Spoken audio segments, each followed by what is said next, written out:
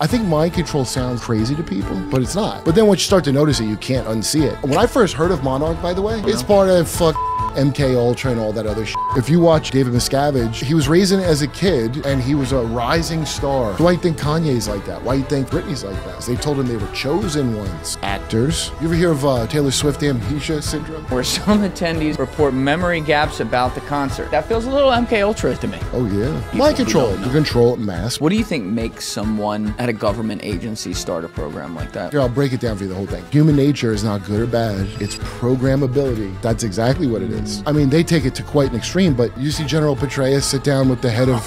As you know, Mr. President, I spent over 37 years in the U.S. Army, and I was a soldier, not a diplomat, so I hope you'll forgive me. That's one of the craziest things I've ever heard. It's nuts. Yo, he's ISIS? He's a founding ISIS member.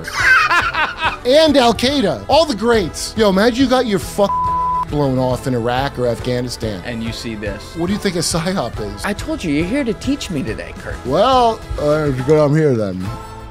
Hey guys, if you haven't already, can you just take one quick second and please hit that subscribe button? It is the most important metric we track on our channel to be able to grow this thing and allow our videos to get into the algorithm. You guys have been doing a great job with that over the past week or two, so let's keep that streak going. And if you're not already subscribed, just hit that button right now and enjoy the episode. Thank you.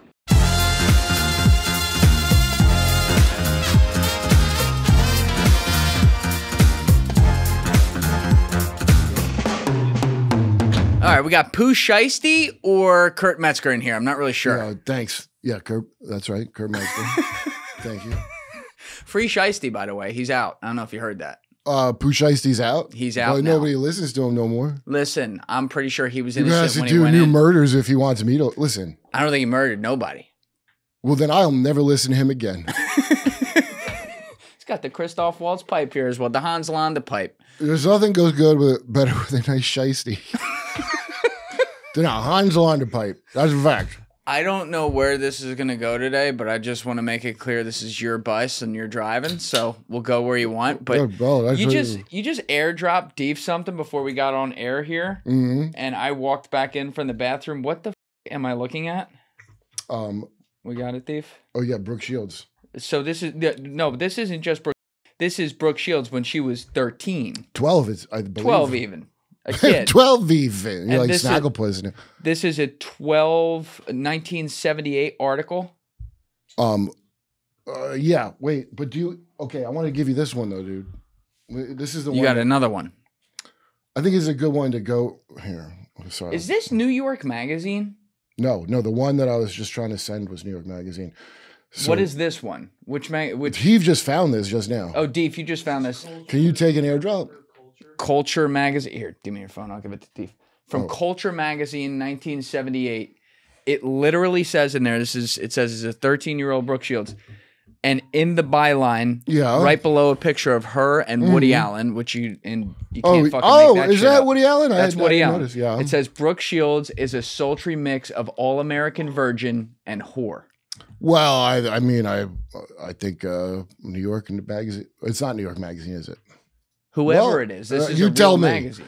You look at her next to Woody Allen, and you tell me she's not a sultry virgin whore. Jesus Christ, bro, this is starting dark. It was the 70s, man. Oh yeah, the 70s, where people were dolphins and shit. Okay, there were dolphins in the 70s. That was, I would say, that's probably a peak. Yeah, I mean, look, I'm more worried about a dolphin trying to f a human. Those, you ever seen those things? Okay, I know that that's you know, it's a common myth that it's like it's mostly dolphin on human, but it's not. That's a lie. You think humans are out dolphins? I mean, they've written books about it. Well, look, actually, pace yourself before we get into it. Wet Goddess, remember Wet Goddess? Who is? What's that guy's name again? Who? I'm not even talking about him. You're talking about John. There is a dude who actually. Yeah, and Peter the Dolphin, but okay, look, this is what.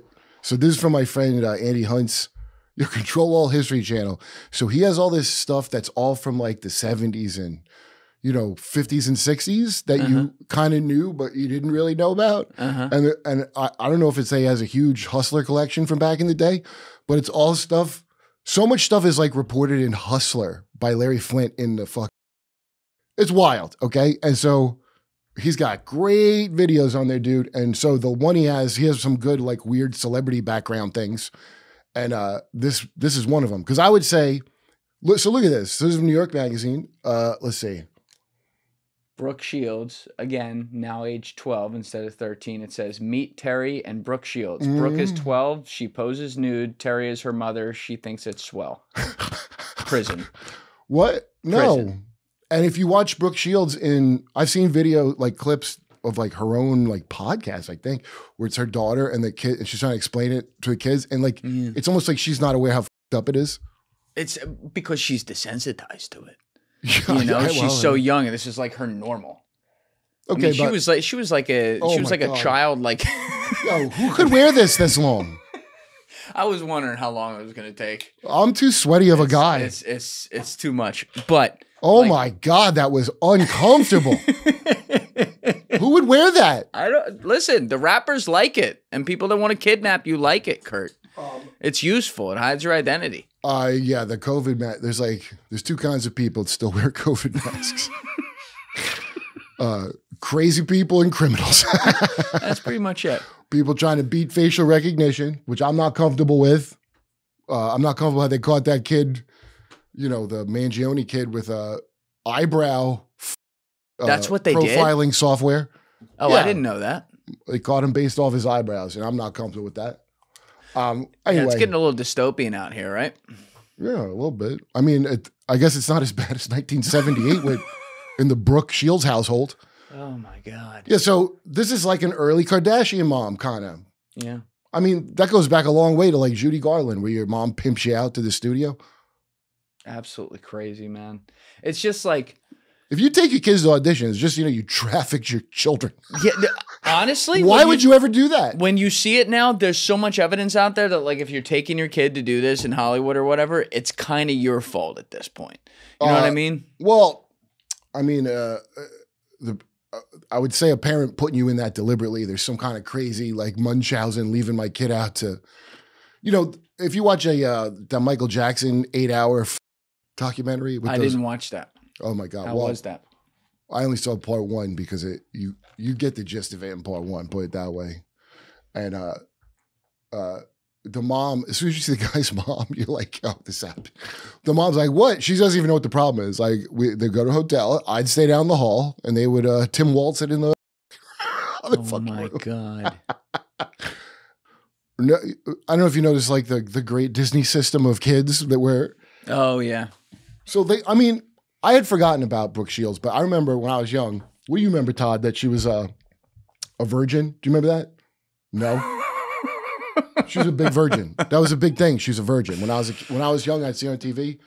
I remember it was the 80s and making a big deal about it. So when she was like 20 or something like that. Yeah. And so I don't even remember, but it's weird. So this is why I didn't know about this, because like I remember her, but Britney Spears, same deal. They're like, is she still a virgin? You ever go back and look how it's exactly as weird as South Park?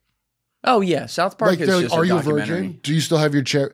It's like you're in a Chinese dynasty movie, yeah, where they gotta check your vagina with a robin's egg to make sure you're like some crazy and at the time, I don't know, that South Park summed it up. And I don't think they were keyed into some esoteric thing. I think it's just a thing you could notice if you're trying to be funny about it. But this is probably one of the earliest examples of it. Yeah. I think South Park's just, Trey Stone and Matt Parker. Or is it Matt Parker and I always forget. Trey Stone and Matt Parker, or Matt Parker and Trey Stone? Do I have the names? Matt Trasker, I believe his name is Matt Trasker. Either way, the two of them, they took things that were always exaggerations, but they documented literally as stuff was happening. So, like, since the beginning, it's been something's in the news. The one guy eats Big Macs and jams it out in a week. That's how they had a documentary about it.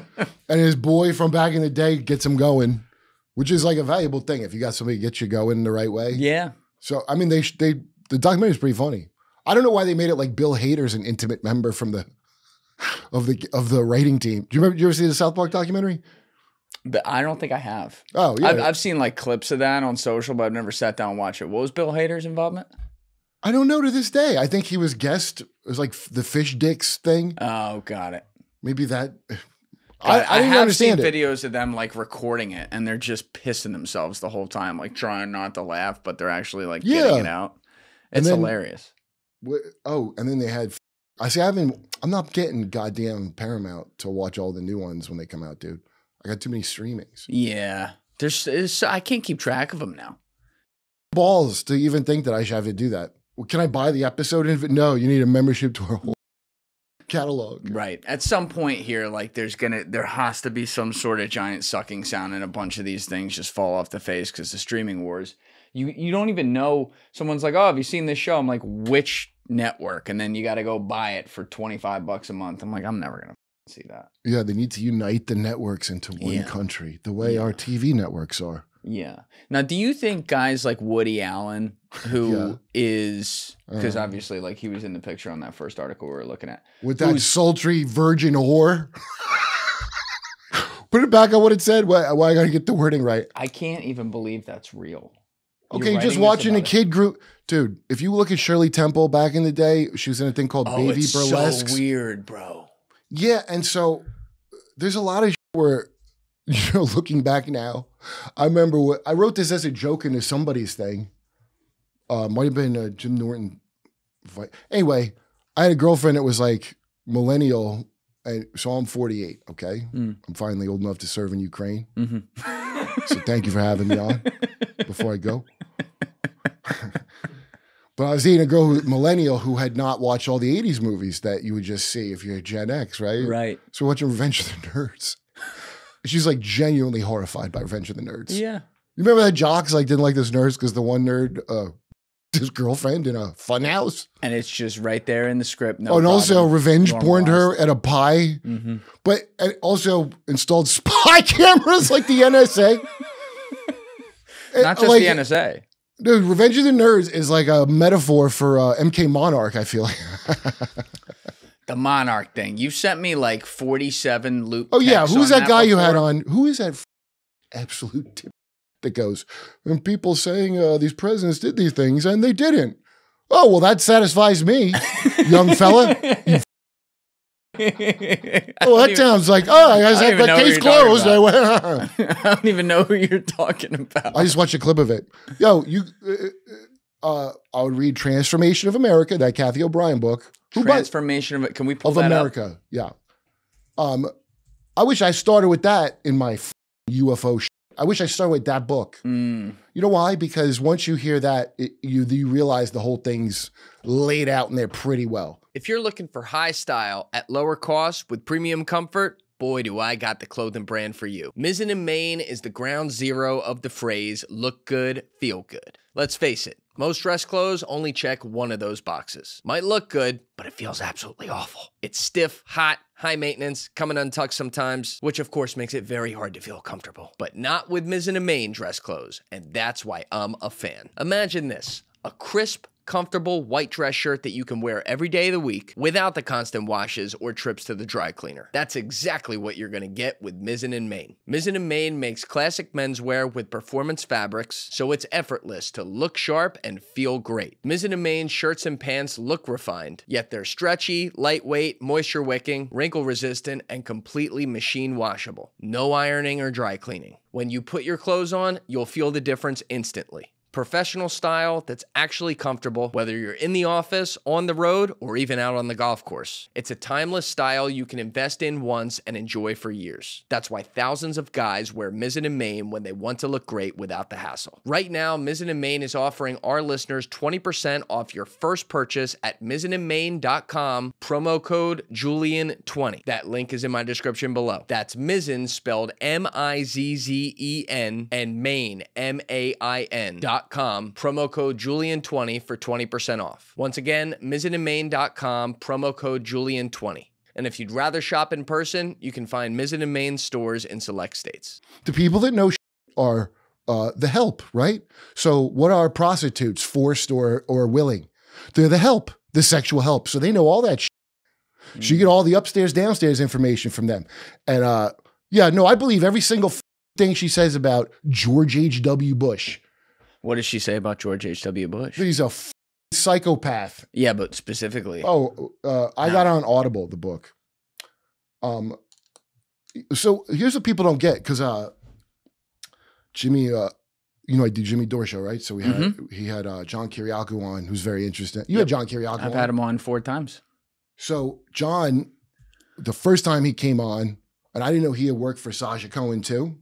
You know, Right, for I think yes. on The Dictator. Yeah, you work with him on the Dictator, or maybe it was Bruno actually.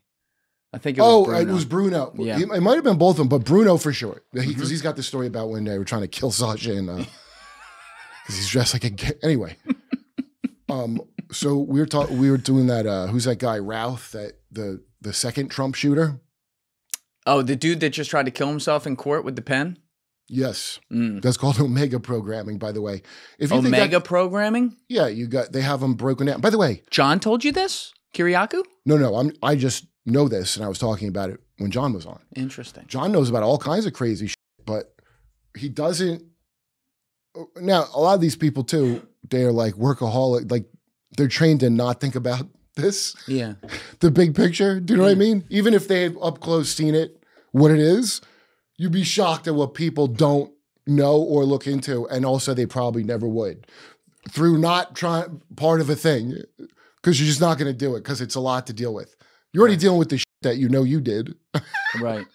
And now, like, you got to earn a living after you're on the bad side of your intel group. Can you imagine? Like, I would be very nervous if I was him if I went to jail because I like pissed off. See no evil, speak no evil kind of thing. Like, it doesn't involve me, so I'm not going to look at that.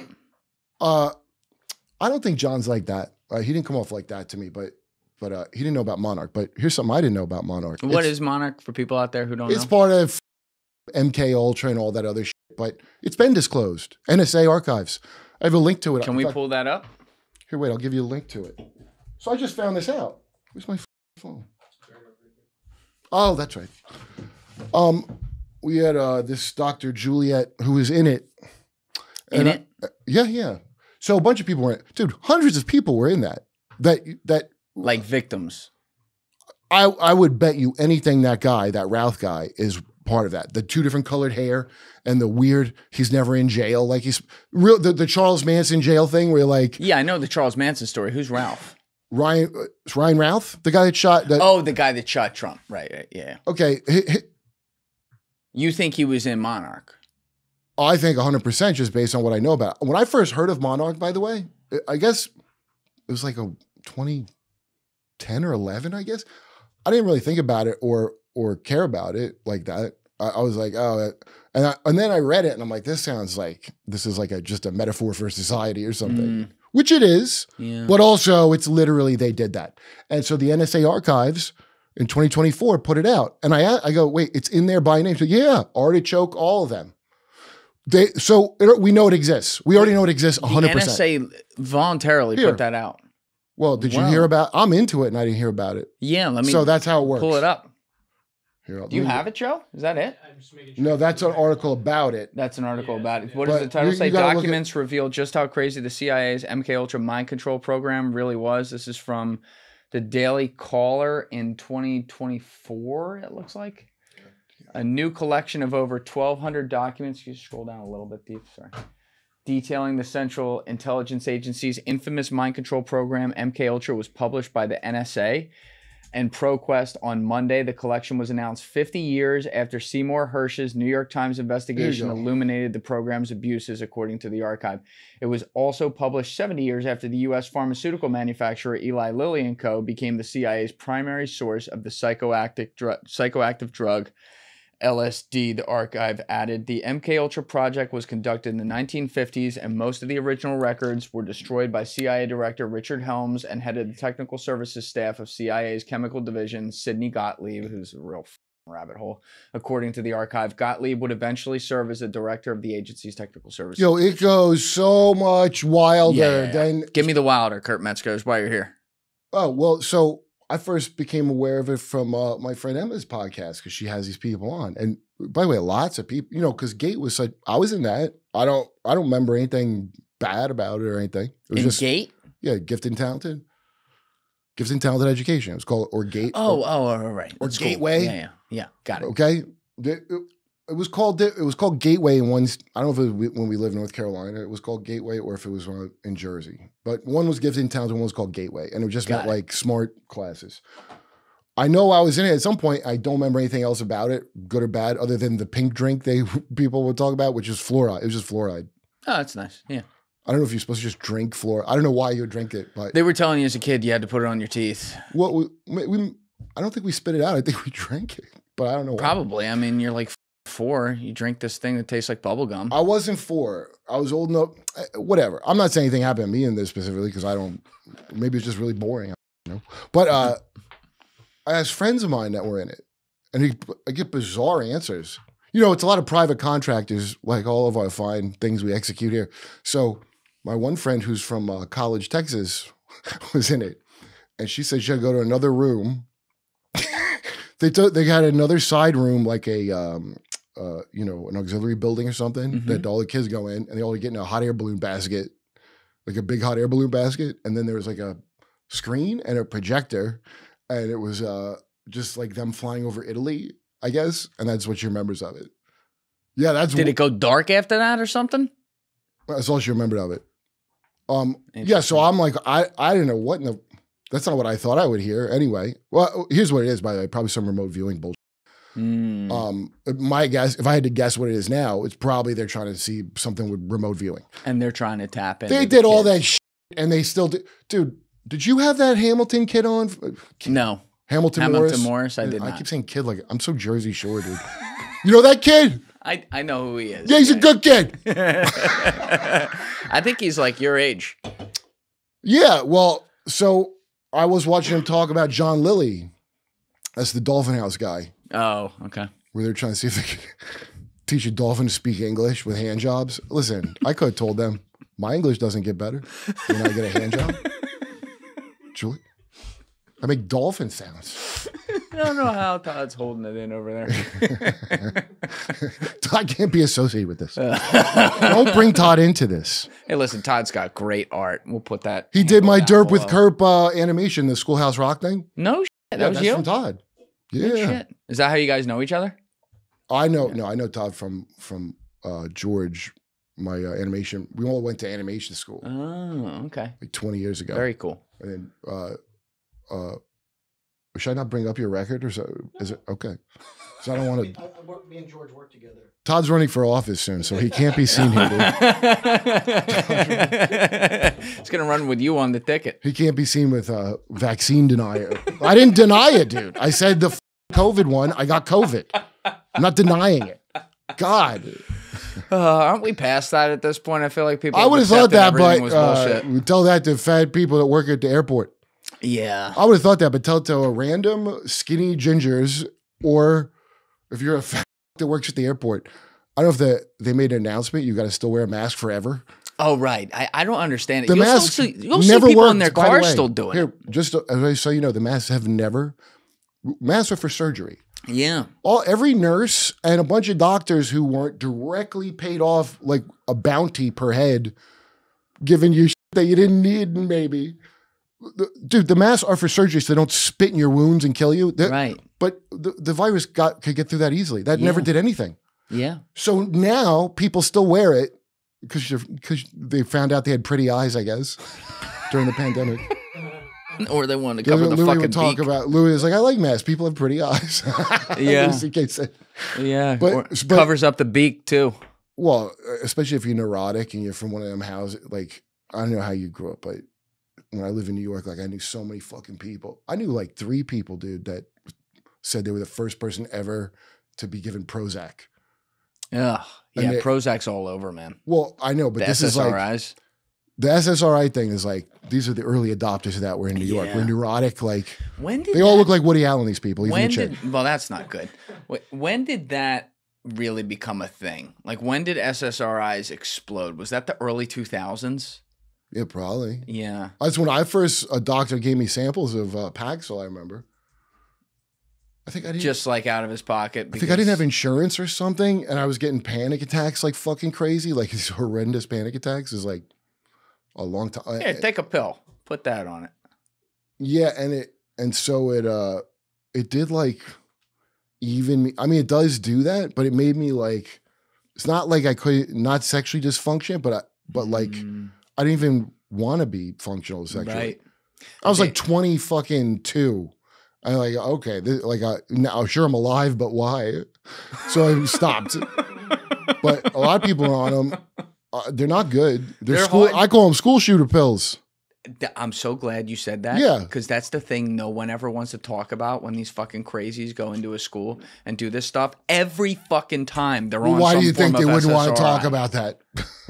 Because it sells. Dude, a guy sued successfully. I forget which SSRI it was, but he sued it for turning him gay.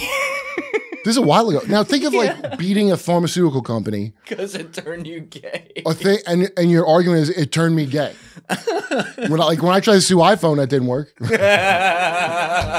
told me it was my own gayness, in fact. Imagine winning that though. And so can we pull up that lawsuit?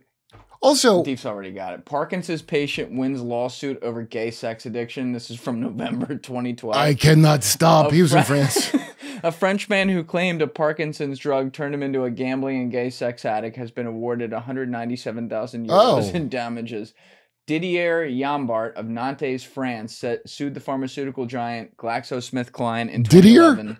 Claiming the drug Requip caused him to lose 82,000 euros gambling on the internet. Yeah. He said he also became addicted to gay sex and risky sexual encounters. Yep. He said he was after starting the drug in 2003. It's gambles. Oh, this is like really tragic. And attempted suicide 8 times. No, dude. Wow. The gambling, it's so him turning gay. It's not that turning gay. The compulsive gambling addiction. Yeah. That's like an extra, like he's spinning the wheel on sexual things. And that's hitting. They used to say it worked like they thought it inhibited some chemical thing. But if you go back and look at the commercials, they don't say that they know for sure. They go, we think it works this way in the commercial. Now, and I remember the commercial too, but I don't remember that part of we think it works this way. You just saw the picture. You know, the dumb pictures they draw. The pill goes in here and then so that's what it triggers. So a lot of suicides on it. Oh, yeah. And a lot of the suicide where you go out and take people with you. Take people with you. Yeah, you know, like be a star when you go out, like how America's not like Japanese. Like someone to film it, not the Japanese forest thing. I'm saying like someone actually. If America has the most, I'm going to take you with me kind of suicides. I bet you if you stacked up the, right? That's but it's those, dude. Yeah, no shit. Those pills. First of all, why would they be advertising prescription medication on TV? It's nuts. It's absolutely insane. And people don't even know America does that. People didn't know until the Oprah,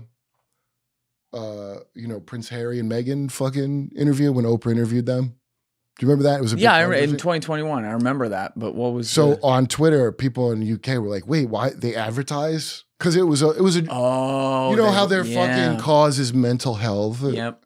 Whose fucking cause is mental health? Well, that's an advertise. It's a sponsorship for fucking brain pills.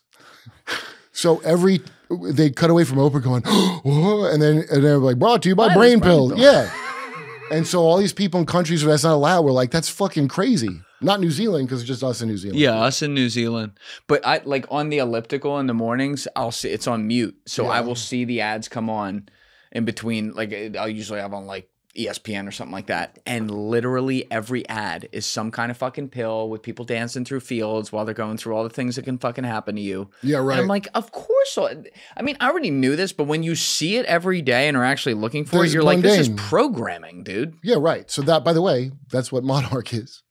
Yeah, let's come back to Monarch because you didn't fully explain what it is. So the transformation is spelled trans, with a C. Yeah, they did it. The thing that's in a book, and when you read it, they did it. What is it? Explain it to people. Mind control, to control mass mind control.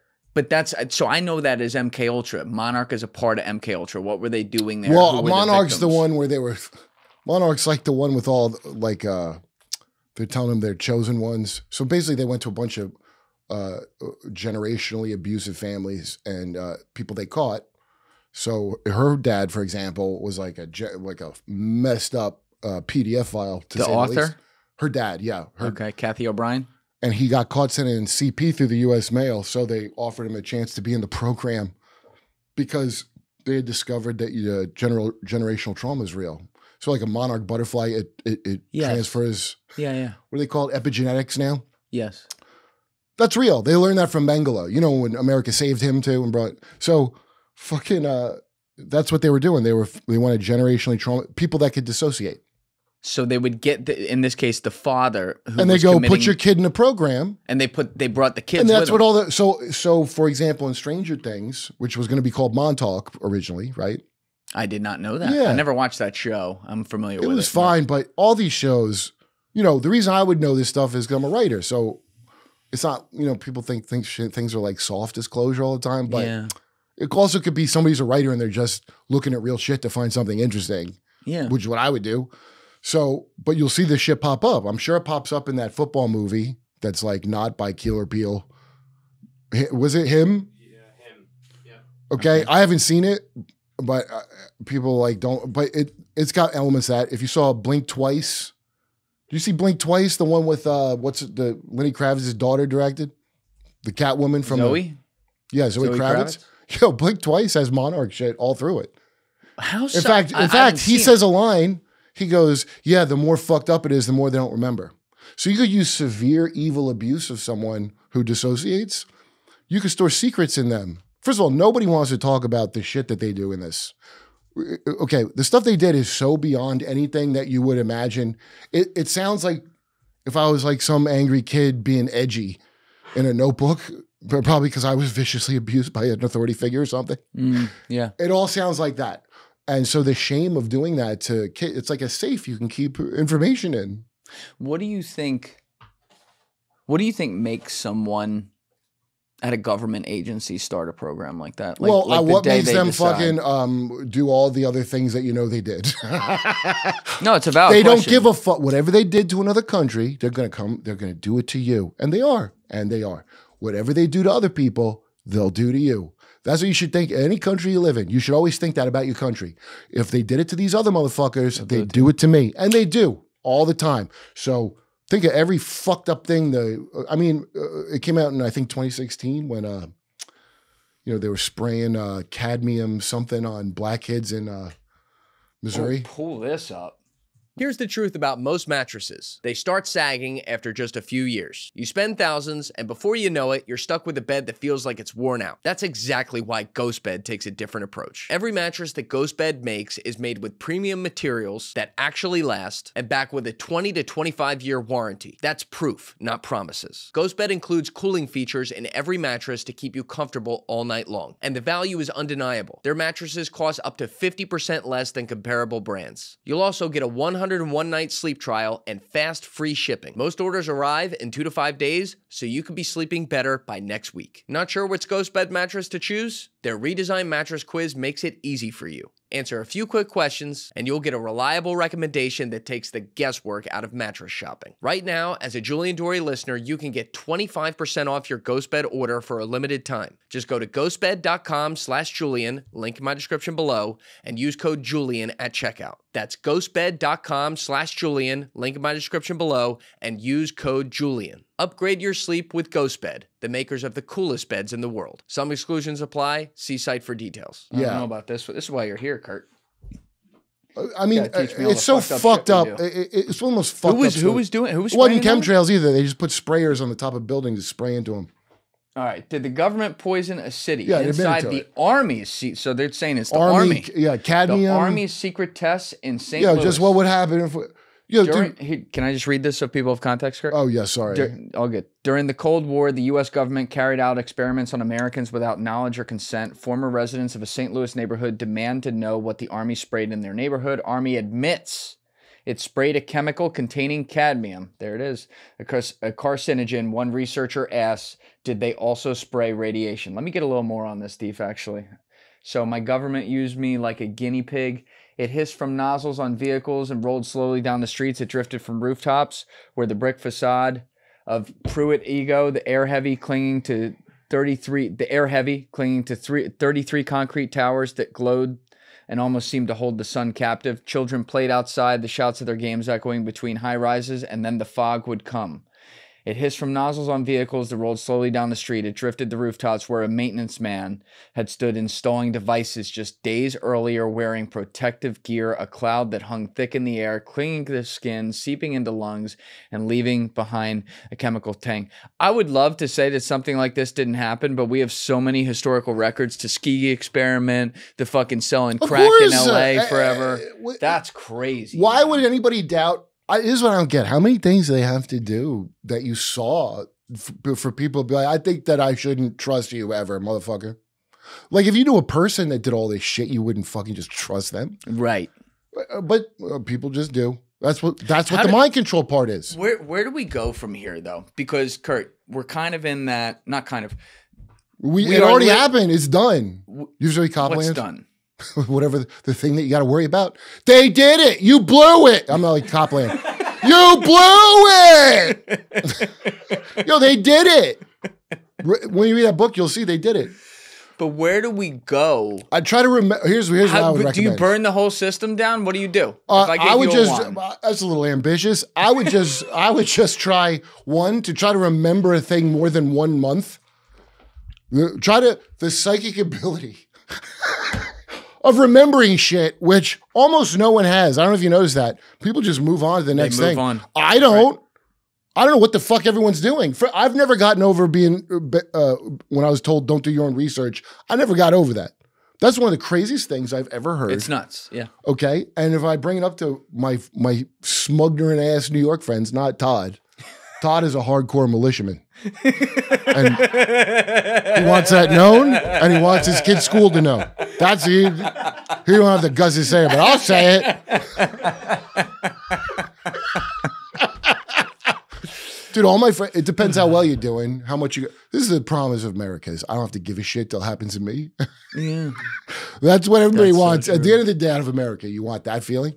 And well, I got good news, assholes. It will happen to you, and it does. And so, as this deteriorates, this fucking pyramid scheme, it happens to more people. So, I love watching people be baffled by the dissatisfaction of huge. They're just baffled. I don't even know why they're being like this. It's amazing. But so you don't have to really do shit except maybe don't be a liar. You know, don't like, hey, for my job, I have to be cool.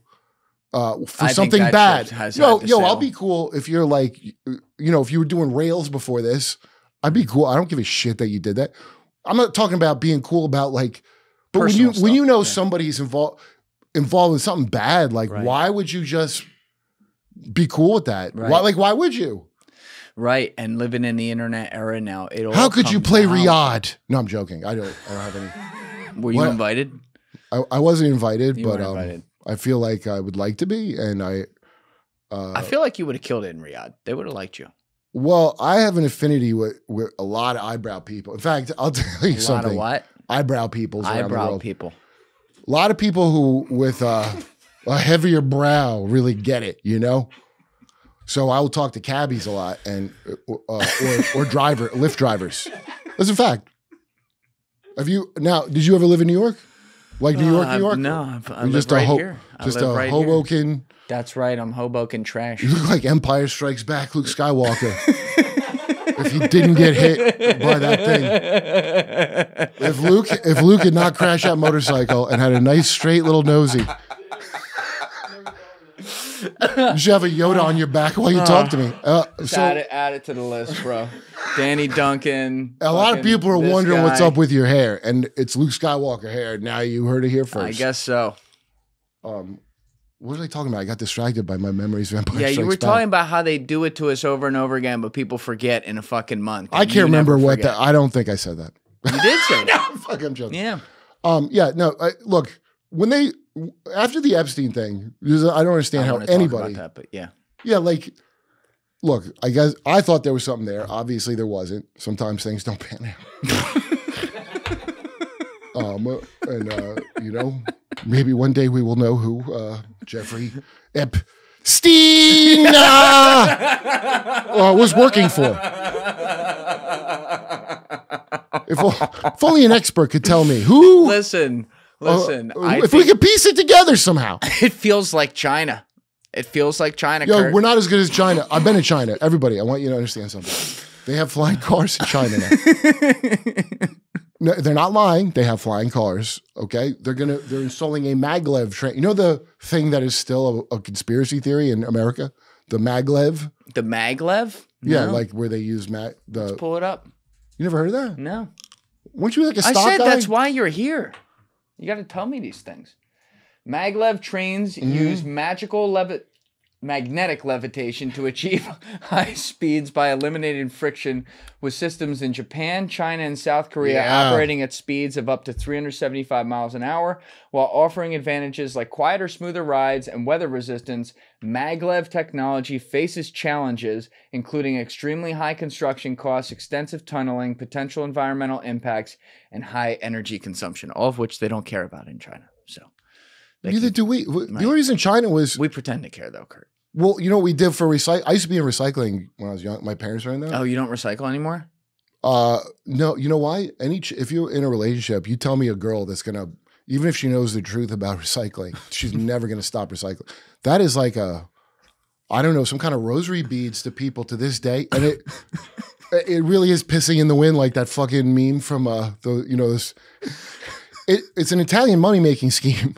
I didn't know the level of how fake it is until way later. But so we were giving China all. So recycling's not real.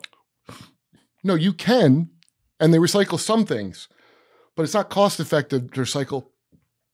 Excuse me, I had a couple of claws before this. Yeah, they don't make money on it. So guess what? They're not going to recycle shit they don't make money on. So what they were doing with most of the recycling was sending it to China, and they're like, "You throw this away," and then China would throw it away in the sea. I don't know where they were dumping it, but China wised up around 2018 or 19, and then they were like, "We're not throwing your shit out for you no more." Interesting timing. In LA, just so you know, and ask a garbage man if you don't believe me, they just dump your shit with the other garbage. They've been doing it for a while. I totally believe that. Of course. Yeah. What is even hard to believe a little bit? Yeah. So, and my ex-girlfriend's like, she's like, well, I know like hobos that do recycling, like they can sell those, you know? So there's always a reason to keep doing recycling because it's such you did like a homework thing. Yeah, yeah. And it, 4.5 gold stars. And there's no reason. It was like wearing a mask is a similar feeling, I imagine, for some people. Hey guys, if you haven't already subscribed, please hit that subscribe button. It's a huge, huge help. Thank you. Yeah, it's one of the wildest part about the mask things, because you were talking about that a few minutes ago, is the fact that you could, at the time when they were telling everyone in April and May 2020, and then all the way for a couple years after that to wear a mask everywhere, you could literally roll tape of all the quote-unquote experts saying in January, February, March 2020, laughing. And remember the one of Fauci, like, no, it's not going to help you at all. You remember when Fauci, by the way, I'm glad you brought him up, because you remember when he tested AIDS drugs on foster black and Puerto Rican kids and then buried him in a mass grave. Horrible. That's what Fauci fucking did. So, by the way, that guy was in charge of the whole. Is it like just after you know this shit, was everybody still believe? Okay, go for it. You know, the next war for us is going to be Venezuela. You know that? You think it's going to be Venezuela? Well, because all that drug horse shit. Do you think that's like the bad guy that's bringing the drugs in has been Venezuela the whole time? How many countries are between Venezuela?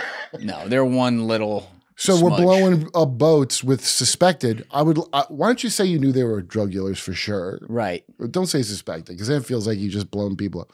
They want to overthrow that guy, so they're going to fucking do it. So all the shit that we're supposed to not have anymore with Trump, you're going to have. You're going to have John McCain no matter what you do. Did you know that was coming?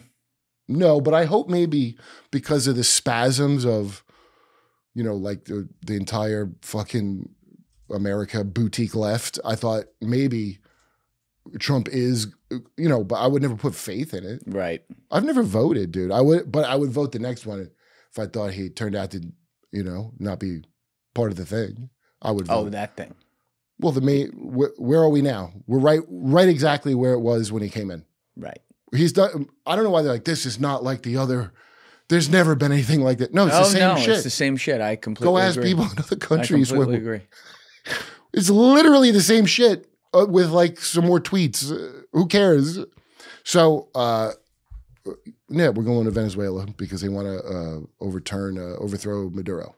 I don't get the big fucking deal. Like, it's not a big country. They're cut off from half the world. They got some oil, but like there's a million countries. No, they have more than the Arabs have. Their oil reserves are like Unbelievable. It's some kind of oil that sucks a refine, but guess what? We built those refineries. The Koch brothers built those refineries a long time ago.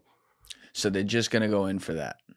It's just one set of fucking psychopaths' priorities got replaced by another's. It's very obvious. Yeah. And, you know, it's just going to be how it's going to be. And they're going to do. Do you know anybody that was like, we got to fucking take over Finland or whatever the fuck he said? Forgot that was a country. What was your priorities, dude, would you say, for the country? Taking over Finland, building a casino in Gaza. Look at this. The proven, you're right, Kurt Metzger. The proven oil reserves in Venezuela are recognized as the largest in the world, totaling 300 billion barrels as of January 1st, 2014. The 2019 edition of the BP Statistical Oil Review of World Energy reports the total proved reserves of 303.3 billion barrels for Venezuela, slightly more than Saudi Arabia's 297. Yeah, so that's why Saudis are building why are they so, like, I understand they have sanctions on them from all over the world, but why are they as poor and destitute as they are when they have that much oil? It's the sanctions that we, okay, so that guy, Chavez. Yeah. No, I'm no commie, Julian. You know me. I'm not a commie. You sure? You're wearing a lot of red on that shirt. It is a lot of red. That's actually very suspicious. Yeah, it's also like a kind of reddish pipe right there. And my pipe is a dirty Hollywood red stripe on the end of it. But no, this you look like someone's hiding under the floorboards. I paid a lot of money for this pipe. In fact, I would say I was ripped off with what I paid to somebody for this. So I feel like that's not Houston Street. Yeah, pretty close. Pretty close to it. Yeah. I just wanted to have a pipe to look distinguished on the Julian Dore. Yo, if I'm going to talk to Luke Skywalker about world events, you know?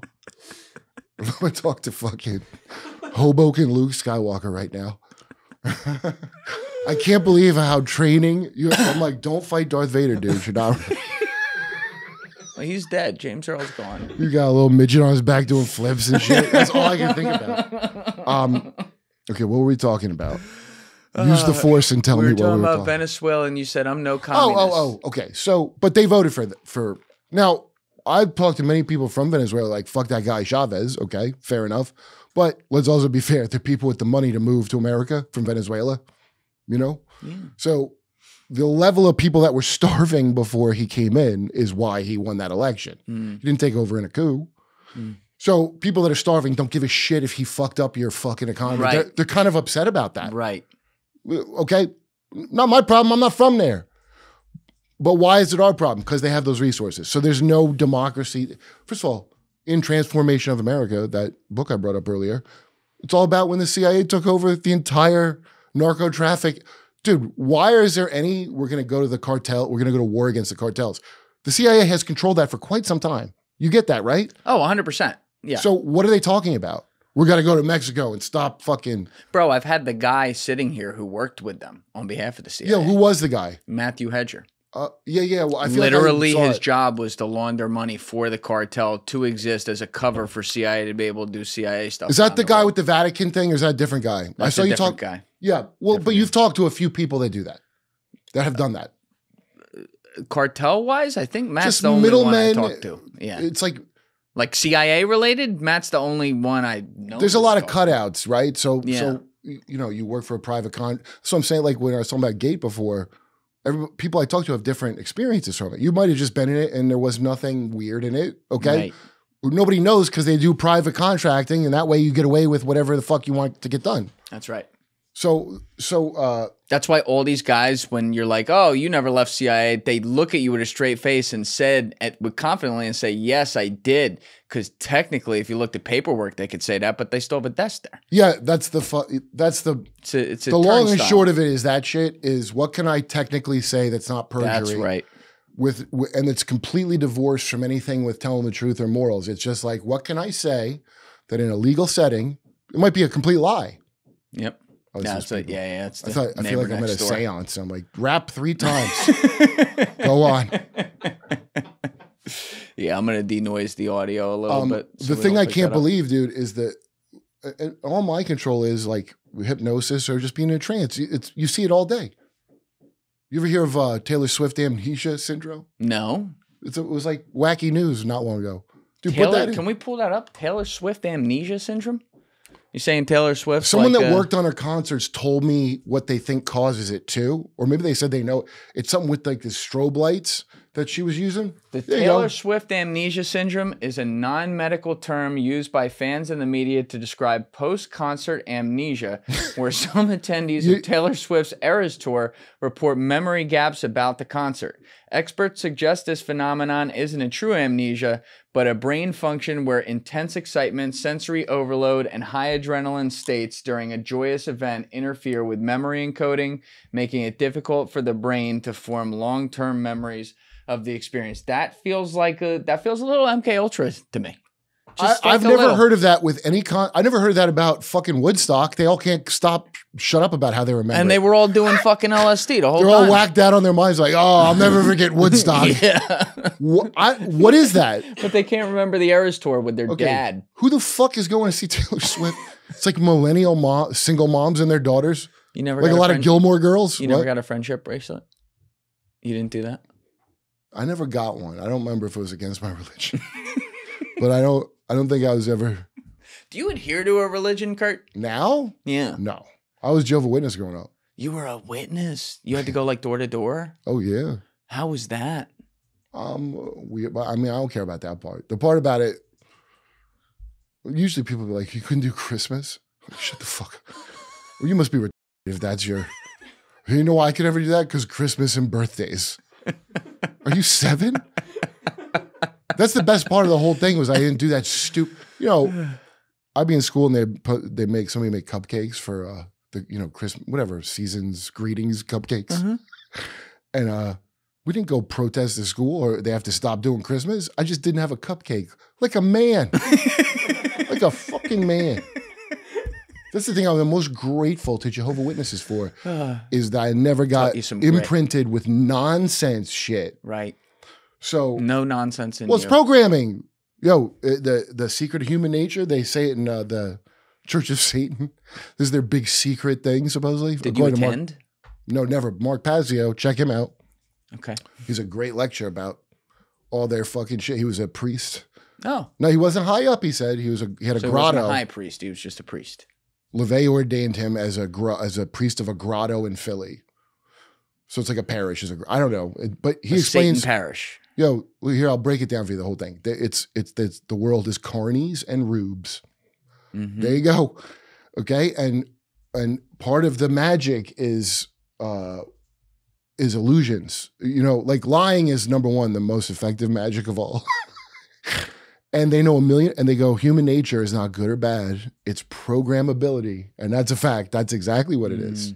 So it's all the subtle ways of programming another human being. And they're not like, I mean, they take it to quite an extreme, but it's just shit you think is normal. Advertising a prescription drug. Just shit that is normal to you. Yeah. That another person that didn't have your programming will go, what the fuck? And it's so easy to like have it blend into your life like it's no big deal. But then once you start to notice it, you can't unsee it. So for me, because I'm on Jimmy's fucking show and I got to look at the actual news, when I look at crazy shit, I could correlate just to see who, you'd be surprised. Yeah. Jimmy's also actually, it's cool that you do a lot of content with him because Jimmy, when I think of how weird the last 10 years has made America and the way we think about stuff, I think Jimmy's like the perfect example of like that dart that was on the board and the wind whipped everyone all over the place. Dude, Jimmy's one of them Irish dudes. The same place. Here's what's good. Here's why it was great about Jimmy, dude. He's one of them fucking, he's from those Irish families of 12 kids, and then like they adopt kids too. Like that's painfully Catholic. Yeah. In Chicago. And he really is like a guy that's like, that's no fit. He really is kind of like a vain dude, but he is very introspective in a way none of these people do. What do you mean he's vain? He was always talking about his hair and shit. What I'm saying is because— He's got great hair. Let him talk about his hair. I'm not against it. What I'm saying is there's people, I know other people that don't have his introspection of where he's willing to wrestle with his fucking demons and be like, well, I'm probably just jealous. So, and what that boils down to is if you show him evidence of something, he will look at it and not dismiss it. So that's a very basic thing. Imagine that. Well, try to, because I don't know, anybody I know, if you got your emotional connection to a thing, they won't, dude, okay, here's the thing that I tell people all the time, and I still don't know if they like think I'm lying to them, but you know how you see General Petraeus sit down with the head of Al-Qaeda?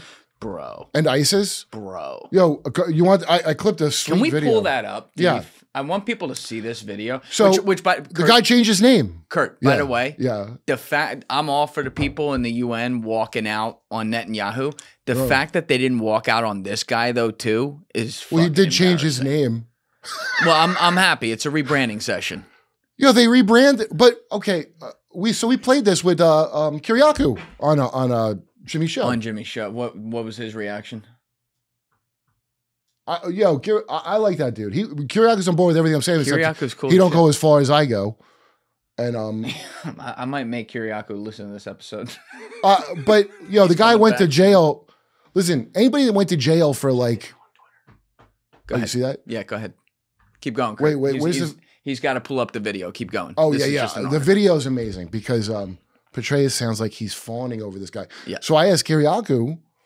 Because somebody told me like, oh yeah, he's like behind Daniel Pearl in the fucking beheading video. Oh wait, he was literally on there? Yo, he's ISIS? He's a founding ISIS member. And Al-Qaeda. All the greats. The guy's got a resume. And they're talking like, and by the way, he acknowledges it. Petraeus acknowledges it. He goes, no, we were on opposite sides. Each other. Yeah, and like, okay, that would be cool, except we said they're not soldiers. We said they're terrorists. Why are you talking to him like he's a fellow soldier? Yeah, here it is. Yeah, look at this shit. shit. Have volume on this, Steve, and then we'll. Yo, imagine you got your fucking dick blown off in Iraq or Afghanistan, and you see this, your general talking with it. Here it is. All right, boom, boom, boom.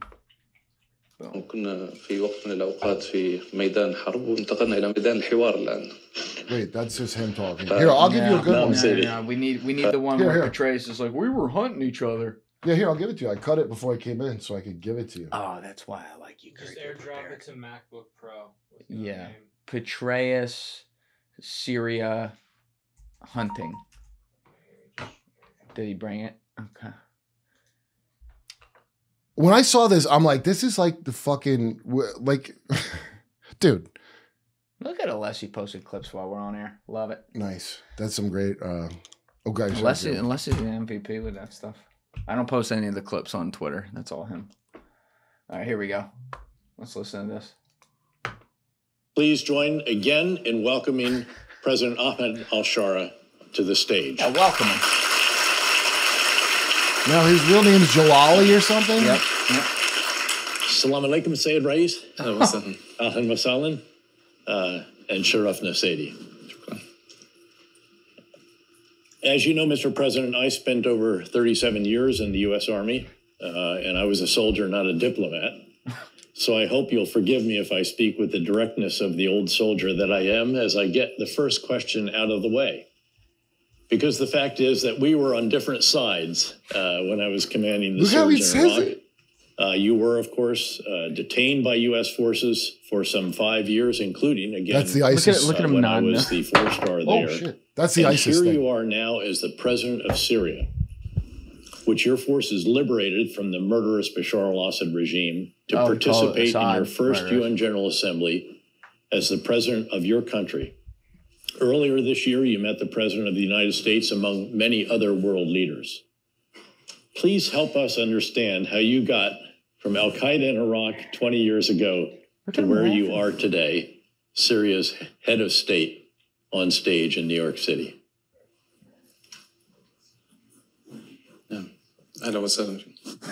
I welcome you. Dude, I think, is that the clip I sent? Yeah. I think I sent one where the guy's voice is way funnier translating. He goes, wait, it might be this one.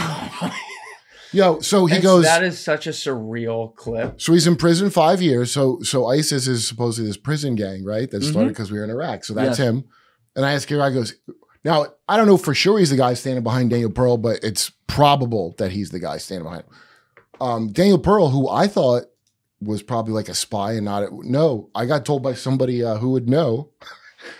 No, he got some tracker put on, the CIA put something on him to like track him that the Al-Qaeda had a sensor for, because we made Al-Qaeda originally. And so they found it and killed him. The guy didn't even know why they were killing him because he didn't do nothing. He really just going to be a journalist. The CIA put a tracker on him? Yeah. What kind of source do you have on that? You don't. I won't say at all. Honestly, I won't.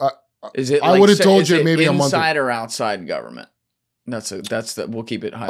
A guy that knew him that called him Tanny. Oh, okay. Okay. Yeah, and so that's just something I was told, and I was told, and this same person told me, and it turned to be true. He goes, "Yeah, you know why? So remember we left our shit in Afghanistan and didn't disable it? Yep. Well, whoopsie doodle. It turns out it wasn't a whoopsie doodle. That is a lithium." Before the new lithium triangle they talk about, that was the lithium triangle. Yes. There's multiple lithium triangles. Yes. So that's a payment, and we train more terrorists there, and we gave the Taliban. And then why would we leave that where the Chinese can get it though? That's what I don't understand. It's right by their border. In Afghanistan? Yeah, it's right by their border. Because we got our friends the Taliban. Because our friends the Taliban are going to watch it for us. Yeah. Yeah, I trust dude, them. I don't even understand. So basically, you got to pick like your faction of like where you want the war to be. I think it's going to be Venezuela for some reason. I don't understand. In the New York Times, we reported on this too on Jimmy's show. They bury it in paragraph 9, but top officials are like, we just want to get rid of Maduro, so we're going to say it's this. But they don't put it in the first. They supposedly don't like Trump, right? Yeah. Always bury it. Yeah, people just read the headline, screenshot on Twitter. That's all it is. I don't even think people do that, dude. Where would you get news from, honestly? Do you know anybody that thinks like they get news? I don't know that you can even say it like that anymore. I think it's like, where do you consume information that, you have to try to figure out whether or not it's complete bullshit or just partial bullshit. Like, I try to read everything across the spectrum and then create some law of average and hope that gets me somewhere in the ballpark. But even I know that ain't getting me to the infield. What do you think? Is there anything that you were like, you feel like you got taken in by that you wouldn't ever get taken in by again? Oh, that's a great question. Mine would be 9/11. Wait, what? Then I misunderstood the question. No, like taken in by like 9/11. We went to Iraq. We went to Iraq. Oh, like a public story. Yeah, lots of people. Yeah, for me, it would probably be COVID. It's a more recency bias. Yeah, right. But yeah, 9/11 is a good answer. They wanted to go to Iraq that fucking night. I mean, that should tell you all you need to know. Well, people said it, but I would have been like, shut up. I wouldn't have listened to you if you told me. I don't know why. I don't know. I think it's like, I don't know, I'm old now. What changed? COVID? COVID's when I had a lot more time on my hands because of lockdown. In fact, if you know people that were like locked down that are smart, they usually are like really well informed to a shocking amount. But they got nothing to do but look into shit. Right. You probably get reading material, and that's all you get. Yes. So they know. I don't know. I talked to at least a couple of ex-cons that they knew more about shit than I did. And I mean, like, they knew, like, the scholarly information, like, because there's nothing else to do. So that was probably dumb to lock people down and tell them not to look into it. But it's all like a fucking beta test or something. Like, let's see. What I think. Yeah. This one I wanted to ask John that I didn't get a chance to on Jimmy's show. Kiriakou. Yeah, John Kiriakou. I wanted to ask him because he doesn't kind of believe it. I think mind control sounds like crazy to people, but it's not. It's like, it's just standard PR, advertising, shit that's normal. It's not like, but if you think about it, like. Depends the context, yeah, but well, I see what you're saying. How much have you seen like, I used to laugh at this and I'm like, oh, they hit women on their psychological thing. Nobody reads magazines, I hope anymore, but dude, the magazine, I feel fat because this chick with big tits and a small waist in the magazine. I'm like, why don't you just not buy the magazine? Right. But no, people are programmable. And it's they're the same thing now. Why don't you just not use the phone? Well, everyone's on it. It's North Korea. It's North Korea in your fucking pocket, dude, all the time. Like, I have this dumb joke about, because in Austin they got Waymo. You know what Waymo is? I've heard of Waymo. Yeah. So this is a very stupid joke. But I have a joke about like how great it's like a driverless robotic car that you could jerk off in because there's like, dude, there's nobody there. And then my friend's like, you can't do that because they have cameras. I'm like, what? Like, where do you? Nobody jerks off camera, dude. What are you talking about? Unless you're in Epstein's cell, you never jerk off camera. There's one last private place on the earth, Epstein's cell. You got 2 minutes. You do whatever you want, dude. Okay? That's what it, like, since the Patriot Act, everybody's been spied on. And then fucking when Obama, you know, when Snowden came out. Snowden, that podcast with Rogan back in, I guess that was 2019. No, I wouldn't even know if it wasn't for that. I wouldn't really think about it. One of the most insane podcasts ever recorded. Like when you hear him lay it out that simply with evidence, it's like even if you're someone and thinks he did something wrong, you got to be a cow. You got to be a fucking cow brain to go, well, it's wrong that he broke, that he did that. No, fuckface. Dude, right now. But I don't believe like regular people are like dumb to the level you would think from watching TV and internet shit. Everybody's getting paid to be a certain way. Okay. So when Trump won in 2016, I remember he's going to speak. He goes, I'm with her. That was Hillary's slogan. I'm with her. And he goes, what? He goes, I'm with you. Yes, it was brilliant. My ex at the time was like, oh, he's going to win because here's a real simple concept. He's going, I'm here for you. I'm not, right. You don't have to support me. Right. Well, guess how quick it switched to, are you still loyal? 100%, man. Right after the Epstein thing. Are you still loyal? Dude. Fuckface, I was never loyal. You're supposed to work for me. Kurt. On what planet? Yeah. Like Donald Trump, one thing you have to say about him is he's the most poll-aware politician I've ever seen. The guy knows every poll that's going on at any time. He knows where the temperature is on people and what they're feeling strongly about or not strongly about. Yet when it comes to the Epstein thing, he does whatever the complete opposite of the polls are, which leads me to say, how is he not? Here's the problem. By the way, but he has an accuser in that Epstein thing. I don't know if that's real or not. If it's not real and it's just he's protecting the people that are still protected, that's worse. Dude, you're not even guilty of that too, and you're protecting the power structure? That's why I don't think it's that. I got told by somebody crazy, and I didn't want to believe it, and I don't believe it. I hope that's clear. That Trump was just the white square on the Freemason checkerboard, and you're still in the fucking thing no matter what, motherfucker. So he's just, instead of the black square, he's the white square. We hear about white hats and black hats. Yep. What kind of horse shit? No, there's no such thing as that. It's either they're going to force you in that stupid paradigm or you're just not going to be in it. So right and left. I don't understand why that's a thing. I know it goes to it's from the French Revolution when they were chopping off heads, like somebody sat on the right and left. Why are we using that? And also, why is it that it's so either or? Like, I'm neither a man nor a woman. I think I made that clear when I came in. Oh, you don't identify. My gender's a spectrum, but my politics are either or. There's only two politics. How did that happen? I don't think I've ever heard someone put it that way. That's good. Yeah, but so I don't get to choose what my politics are. You're going to tell me based on what I said in the moment. So here's what happened. Everybody got converted to that private fucking feudal system that they wanted since Tragedy and Hope. If you want to find out the thing, Tragedy and Hope by Carol Quigley. Never read it. I never heard of it until Rabbi Richard Grove sent it to me. Rabbi Richard Grove? He's not a rabbi, but I like to call him my Rabbi Richard Grove. Yeah. He sent me Tragedy and Hope, which I didn't read. It's fucking huge. I read Tragedy and Hope 101. But you took a message from it. No, it's still in plastic. You read the inside cover? No. He sent Tragedy and Hope 101, which is also a pretty thick book. I read that one. Tragedy and Hope is fucking, it's the record of the New World Order by Carol Quigley, Bill Clinton's mentor at Georgetown, who's also a Harvard professor. He's one of the most respected polymaths of his day. Carol Quigley? He was given cosmic level clearance by the CFR, Council on Foreign Relations.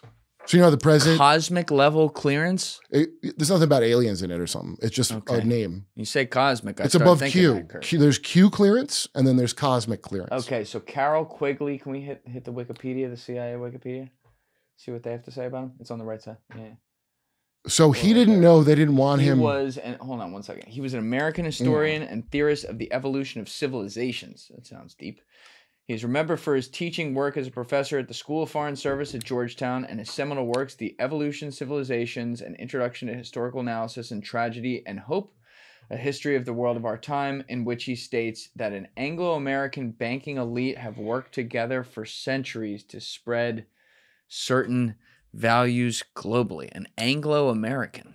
Yeah, The Anglo-American World Power is the second book he wrote later after he went through a lot of shit for writing his book. And it's amazing, his story. Anyway, I have the original version. So they put out an edited version. So here's who's behind the big New World Order thing. It's that, as we know it now. I'm sure it's changed since then, but Cecil Rhodes. I know that name. Yeah. Let's pull him up. The father of apartheid. Yeah. Let's pull that up for people. The inventor of the concentration camp during the Boer War. This piece of shit. And you'll see like weird, like, you know how there's like a far right homosexual movement for some reason of guys that are like far right. The media trots them out. Like you should be like, oh, these far right people are scary. And then they're gay. Without fail. I've never like openly gay or have a wife and or it comes out later. The one guy, remember Christopher Cantwell from Charlottesville? The guy that was crying. They called him the crying Nazi after that. When he had the torch or whatever. So now he makes gay porns, gay Nazi on Jew porn. They're all gay. Dude, you can see it in 5 seconds. Like, is everybody crazy? Everybody. So that's anyway, an actor. That's something. No, dude. So Cecil Rhodes' story is he's one of 12 fucking kids, some religious thing, and he knows he doesn't want to waste his time with girls, so he becomes a colonial guy. Wait. Doesn't want to waste his time with girls, so he becomes a colonial guy to fuck dudes? Of course, that's why they did that. All these rich kids, dude, the basis of it, dude, Alexander the Great. He was gay. Well, they didn't have gay back then, but he definitely fucked dudes. Fucked dudes. I mean, he was definitely dominant. Ptolemy? I'll give him that. Yeah, Ptolemy. It was the Hawk Tuah of his time, was Ptolemy. I remember turning on that documentary on Netflix where they have like the actors, and I was like, oh. No, they stressed. Like 5 minutes in, I was like, wait a minute. But in Persia, he was called Alexander the Accursed. He wasn't called the Great. Why is he great? The Accursed? Yeah, because he conquered their shit. Yo, why is he great? Because he took some people's shit? That's what's good about him. Oh, that's great. And he was gay? He's the best. Anyway, here's Sir Cecil Rhodes, who liked. Can we pull up his Wikipedia? He liked a nice BBC, and his group founded the BBC. Cecil Rhodes was a British mining magnate and politician in Southern Africa who served as the Beers. Prime Minister. De Beers he bought their name. As the Prime Minister of Cape Colony from 1890 to 1896, he and his British South Africa Company founded the Southern African Territory of Rhodesia, now Zimbabwe and Zambia, which the company named after him in 1895. He also devoted much effort to realizing his vision of a Cape of Cairo railway through British territory. Rhodes set up the Wait, he's the founder of the Rhodes Scholarship? That's right. Funding from who? Rothschild & Co. That's cool. Wait, where's that? Right there. Oh, yeah, there it is. So at 18, he entered the diamond trade at Kimberley in 1871, and with funding from Rothschild & Co., began to systemically buy out and consolidate diamond mines. That's not weird at all. All right, let's go down to personal life, see what wait. Go. So his big goal was to make the world England. You've heard that in like movies and shit. Yes. That's him. With the rise of international anti-racist movements like Rhodes Must Fall, Rhodes' legacy is a matter of debate in this day. Critics cite his confiscation of land from black indigenous population of the Cape Colony and his promotion of false claims that Southern African archaeological sites such as Great Zimbabwe were built by European civil... Okay, so he's a piece of shit. And so he invented concentration camps, the Boer War. It's in The King's Man, the prequel to Kingsman. They show us in the beginning, and it's in Tragedy and Hope. The pictures, it looks like Auschwitz, but it's white and black people. It's really wonderful. So this piece of shit. Anyone that just wouldn't get behind what he wanted to do. It's the Boers are the fucking Dutch settlers in South Africa, and they fought. Apparently, Lethal Weapon 2 didn't cover the whole history of that. I found out. I was surprised. I mean, listen. There was more to it than Lethal Weapon 2. Even when you look at like what Prince Leopold did to the Congo and stuff, and the numbers, no one talks about that. Mark Twain did. Mark Twain even, Yeah, when? Fucking 150 years ago? That's what I'm saying. Like, no one talks about it now. King Leopold, right. Well, no, because now is a convenient time to like... It's always good to point at Africa and be like, look at... Damn it. Sorry. Whoa, I got to take a leak, by the way. Really bad. All right, let's stop. 1 sec. Yeah. We'll be right back. What's it? Jimmy Dore got his phone hacked? I didn't hear about this. Yeah, what happened? So, like, this is... Could be a year and a half ago. So first he met some people that invited him to Bohemian Grove, he's telling me. Did he go? No. I think he made it weird. In fact, I think he made it weird with them because he brought up, I like that when he's like, talks about somebody being invited to something. I'm like, well, you were invited, but what did you do? You brought up Nixon and his Bohemian Grove quotes. Where they all go fuck each other in the woods. Oh, dude, it's one of the funniest. It's, who's the sports announcer? I don't even want to say the F slur on this show. Okay, not next to Todd. Not right now. Not next to my friend in the arts. But you know the word. We could all think it at home. But Nick said, "This is a goddamn yes, I'm aware of the quote. Haggidious thing." I don't know how to just communicate things now. What? Listen, it's not my fault. I think you got it across. That's good. Anyway, Jimmy brought that because you've heard that quote. Oh yeah, yeah. So these people had not heard it. He told her they all stone-faced him at a dinner table. Anyway, around that time, so Jimmy had, and this is during the pandemic because he did it on Zoom. He gave a speech at the UN, but via Zoom. Jimmy did. Yeah, it's actually a good speech. In fact, I know it's a good speech because he got invited to Bohemian Grove and got his phone hacked by Pegasus. Oh, it was Pegasus? Dude, to get through two-factor authentication is like, no, I don't know anything about computer, but I know How did he find out his phone was hacked in the first place? Like, what happened? He has security himself for shit. So his guy is some kind of guy that really worked in that field. He goes, first of all, to use I never heard of Pegasus, but I think it's that Pegasus. So you got to be. You haven't heard of Pegasus? Pegasus is. I hadn't until then. Yeah. But you got to be a state actor or like a jillionaire to have that. Right. But very expensive. Yeah, I get so. And Jimmy goes, "Oh, I shouldn't have given that speech at the UN." And the dude didn't know that he really did that, so he started laughing. And Jimmy told him the guy like shit a brick. He said, like, "Oh my god." Yeah, it's crazy. When I was trying to tell Rogan the story, the calls kept dropping. Like I couldn't get in touch with him while I'm trying to tell him the story of the day. So, but Jimmy talked about it on the show. I mean, he immediately talked about it on the show. Yeah, but why did he need to go? Why did he have to give a speech at the UN for that to happen? With Pegasus, they can get to your phone from anywhere in the world. One thing that we learned is since the pandemic is when Matt Taibbi, he lives right over here. Yeah, so he was very correct with the Twitter files. That wasn't a nothing burger as you ever hear people say that nothing burger? Oh, it's hilarious. Like a real Rachel Maddow dildo brain people use that term, right? Yeah. What like real just less than nothing actually if you got so that, no, it wasn't a nothing burger, it was insane.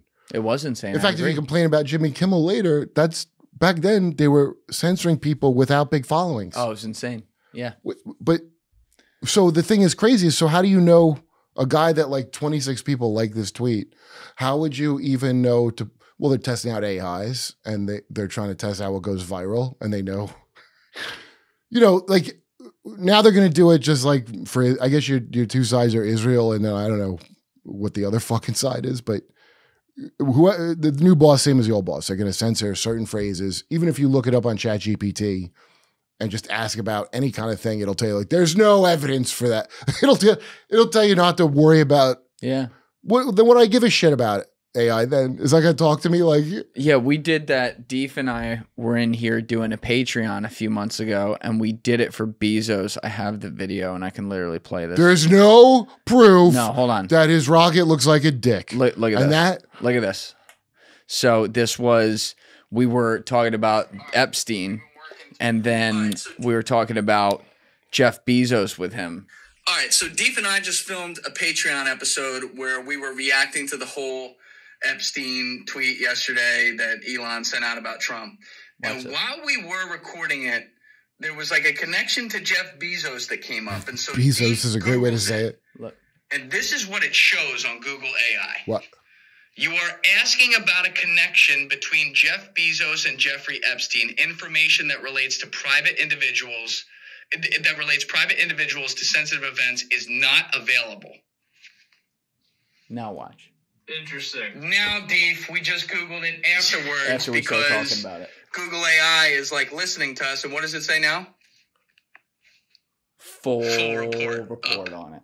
So that what like the fuck? Yeah, so it's like listening to you because it's like, oh shit, they're onto us, and then it fucking puts out the real thing. But most people don't go back and check the real thing. It's just quick front end censorship of the information. Have you had it read your mind, your phone yet?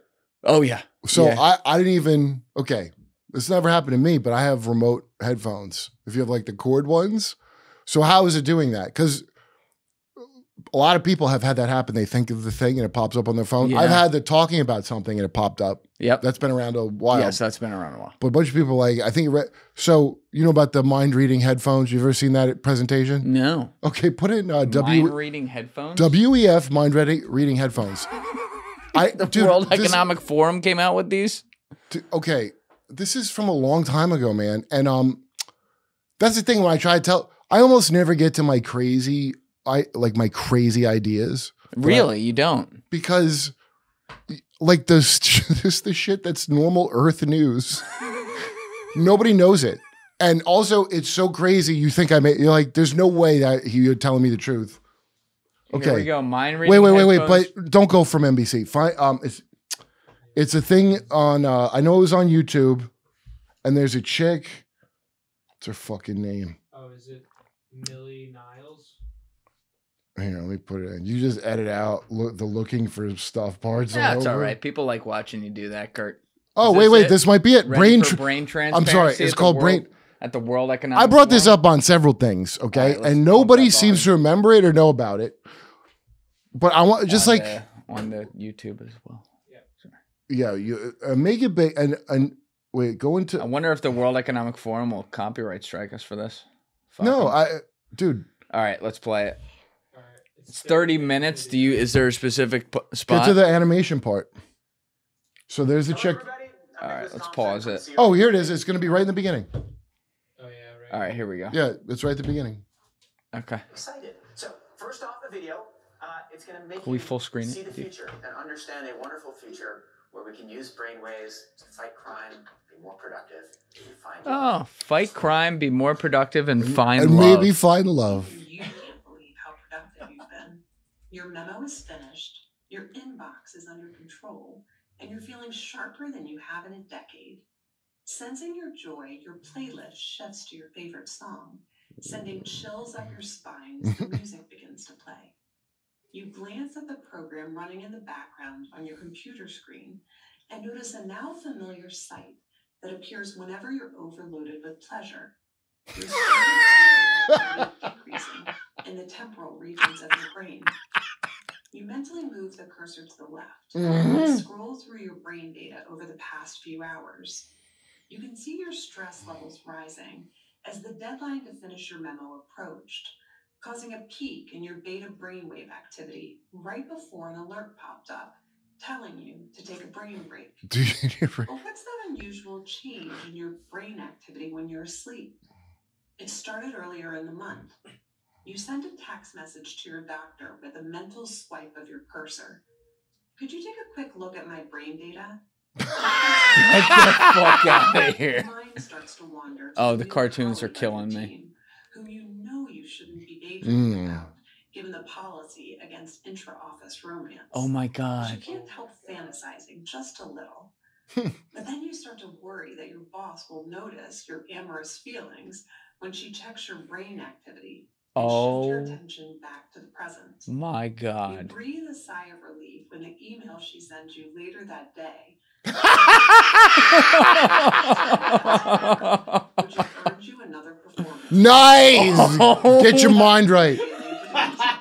With your work issued, wait, it gets better. Still in. The future is even brighter than that. When you arrive at work the next day, a somber cloud has fallen over the office.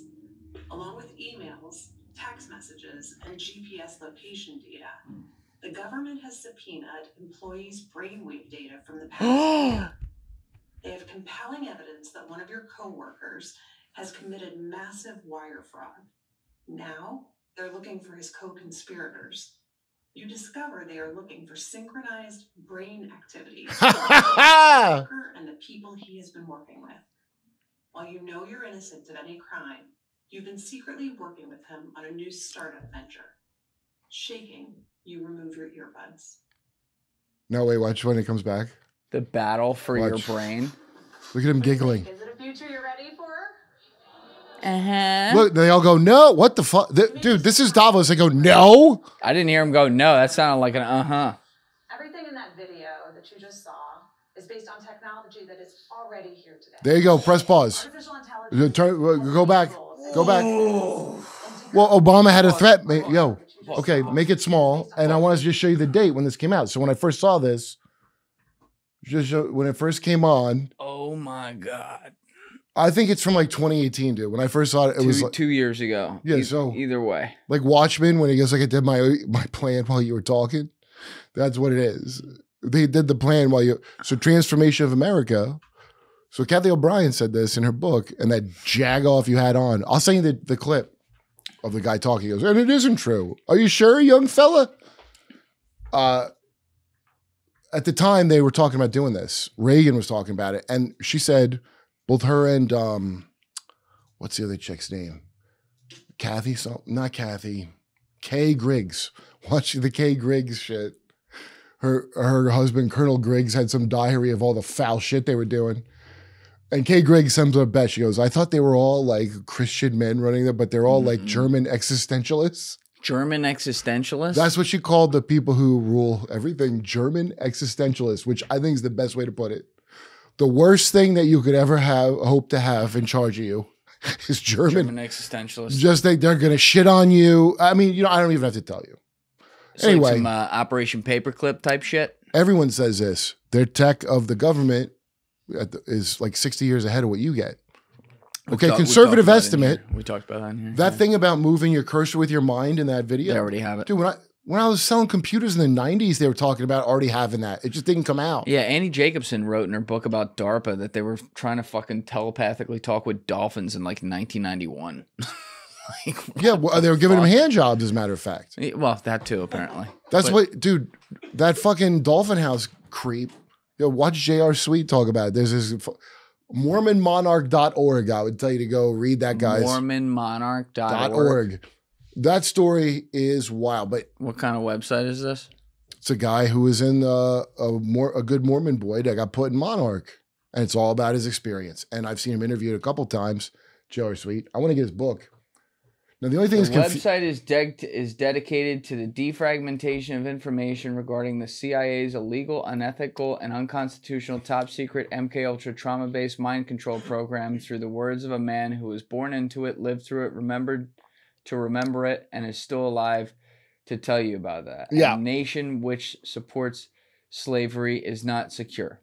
It's all about making fucking slaves. The thing, that's why we got all that Egyptian shit here. You know how the Washington Monument looks like a cock and you're like, oh, it looks like a dick. And then if you do the research, just so you know, and spend some time really doing the research, you'll find that it is actually a dick. Well, all these, who was it? Tina Fey said all the buildings in New York are just giant dicks point to the sky. I mean, okay. Yeah, but same idea. I don't know how intentional of a dick those are compared to the monument, which is the missing penis of Osiris. That's what it is. Can we pull this up? Washington Monument, missing penis of Osiris. Yeah. God, the title of this episode is going to be so much fun. The missing penis of Osiris. Do you know the thing of where Osiris is chopped up and then his sister wife has to put him back together, but she can't find the cock of him? I don't remember this one. Really? Where am I finding this? Yeah, what are we Googling here? I don't even know what to tell you to Google. The Washington Monument does not represent the missing penis of Osiris, according to Google AI. Yeah, very believable. The shape is often interpreted. Google. I got to tell you something. Google AI will not really tell you about nothing. Google AI is not the base one. Is there a fucking uncensored AI? Is there? Huh? Is there a not censored AI? Tim Dillon says Grok is based, and there's some argument. I've still seen Grok. Yeah, but listen. There's not this is when they talk about him being alive. There ain't a single one that's allowed to just think based on evidence. That's not allowed. At a very basic level. Grok is still censored, and it's going to be censored every time someone gets mad at a response, depending on how powerful you are. We're going to have to adjust Grok. Okay? Yeah. So they've done that a couple times. Anyway, there's no reason you'd have an Egyptian symbol with the obelisk, which is a cock. It's always been a cock. I like that they made black slaves build that big white cock. That's really... That's really sick as fuck, isn't it? some sick fucks found in this country. Anyway, what is all this horse shit? What is all this? Why do they have this? Right? Why would you even have a Bohemian Grove? Why would that even be a thing? Yeah. I do wonder that. Like, what the fuck are they I argue with Scott Horton about it, who I did steal pipe having from Scott Horton. Right. He didn't have his pipe when he was here, but he's probably like atheist or some shit. Look, okay, it's just a big owl, and I don't think the owl is Moloch. That's incorrect. There's never been an owl, Moloch. That's not, it's not a thing. Well, Moloch is a thing, I think, maybe. Moloch just might be the name of what you sacrifice. But I promise you, if that misunderstanding of what Moloch is, it's been enough time that there are cults that, without a doubt, even if Moloch wasn't a thing historically, the time distance means there's people that think it was, and they have a cult based around it, and they're not going to stop doing it. Yeah. There's all kinds of dumb fucking. What I wanted to find out was, like, what are the most wealthy, if you're really elite, what's your NXIVM over next, I know the Bromford sisters have NXIVM. Cult. Yeah. I just had Sarah Edmondson in that chair 2 days ago. Oh yeah. And Bro.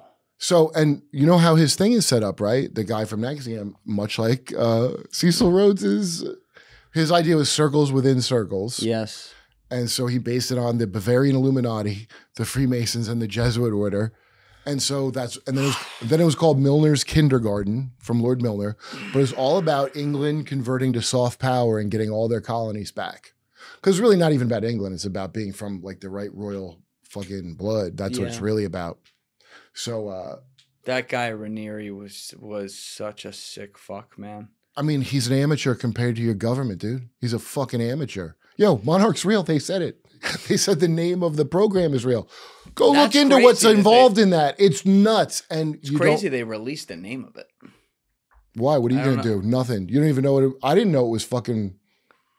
Dude, I didn't know they verified it, and I'm into it. So no, you ain't going to do shit. Project MK Reed in full swing, and they don't got to put a chip in your head.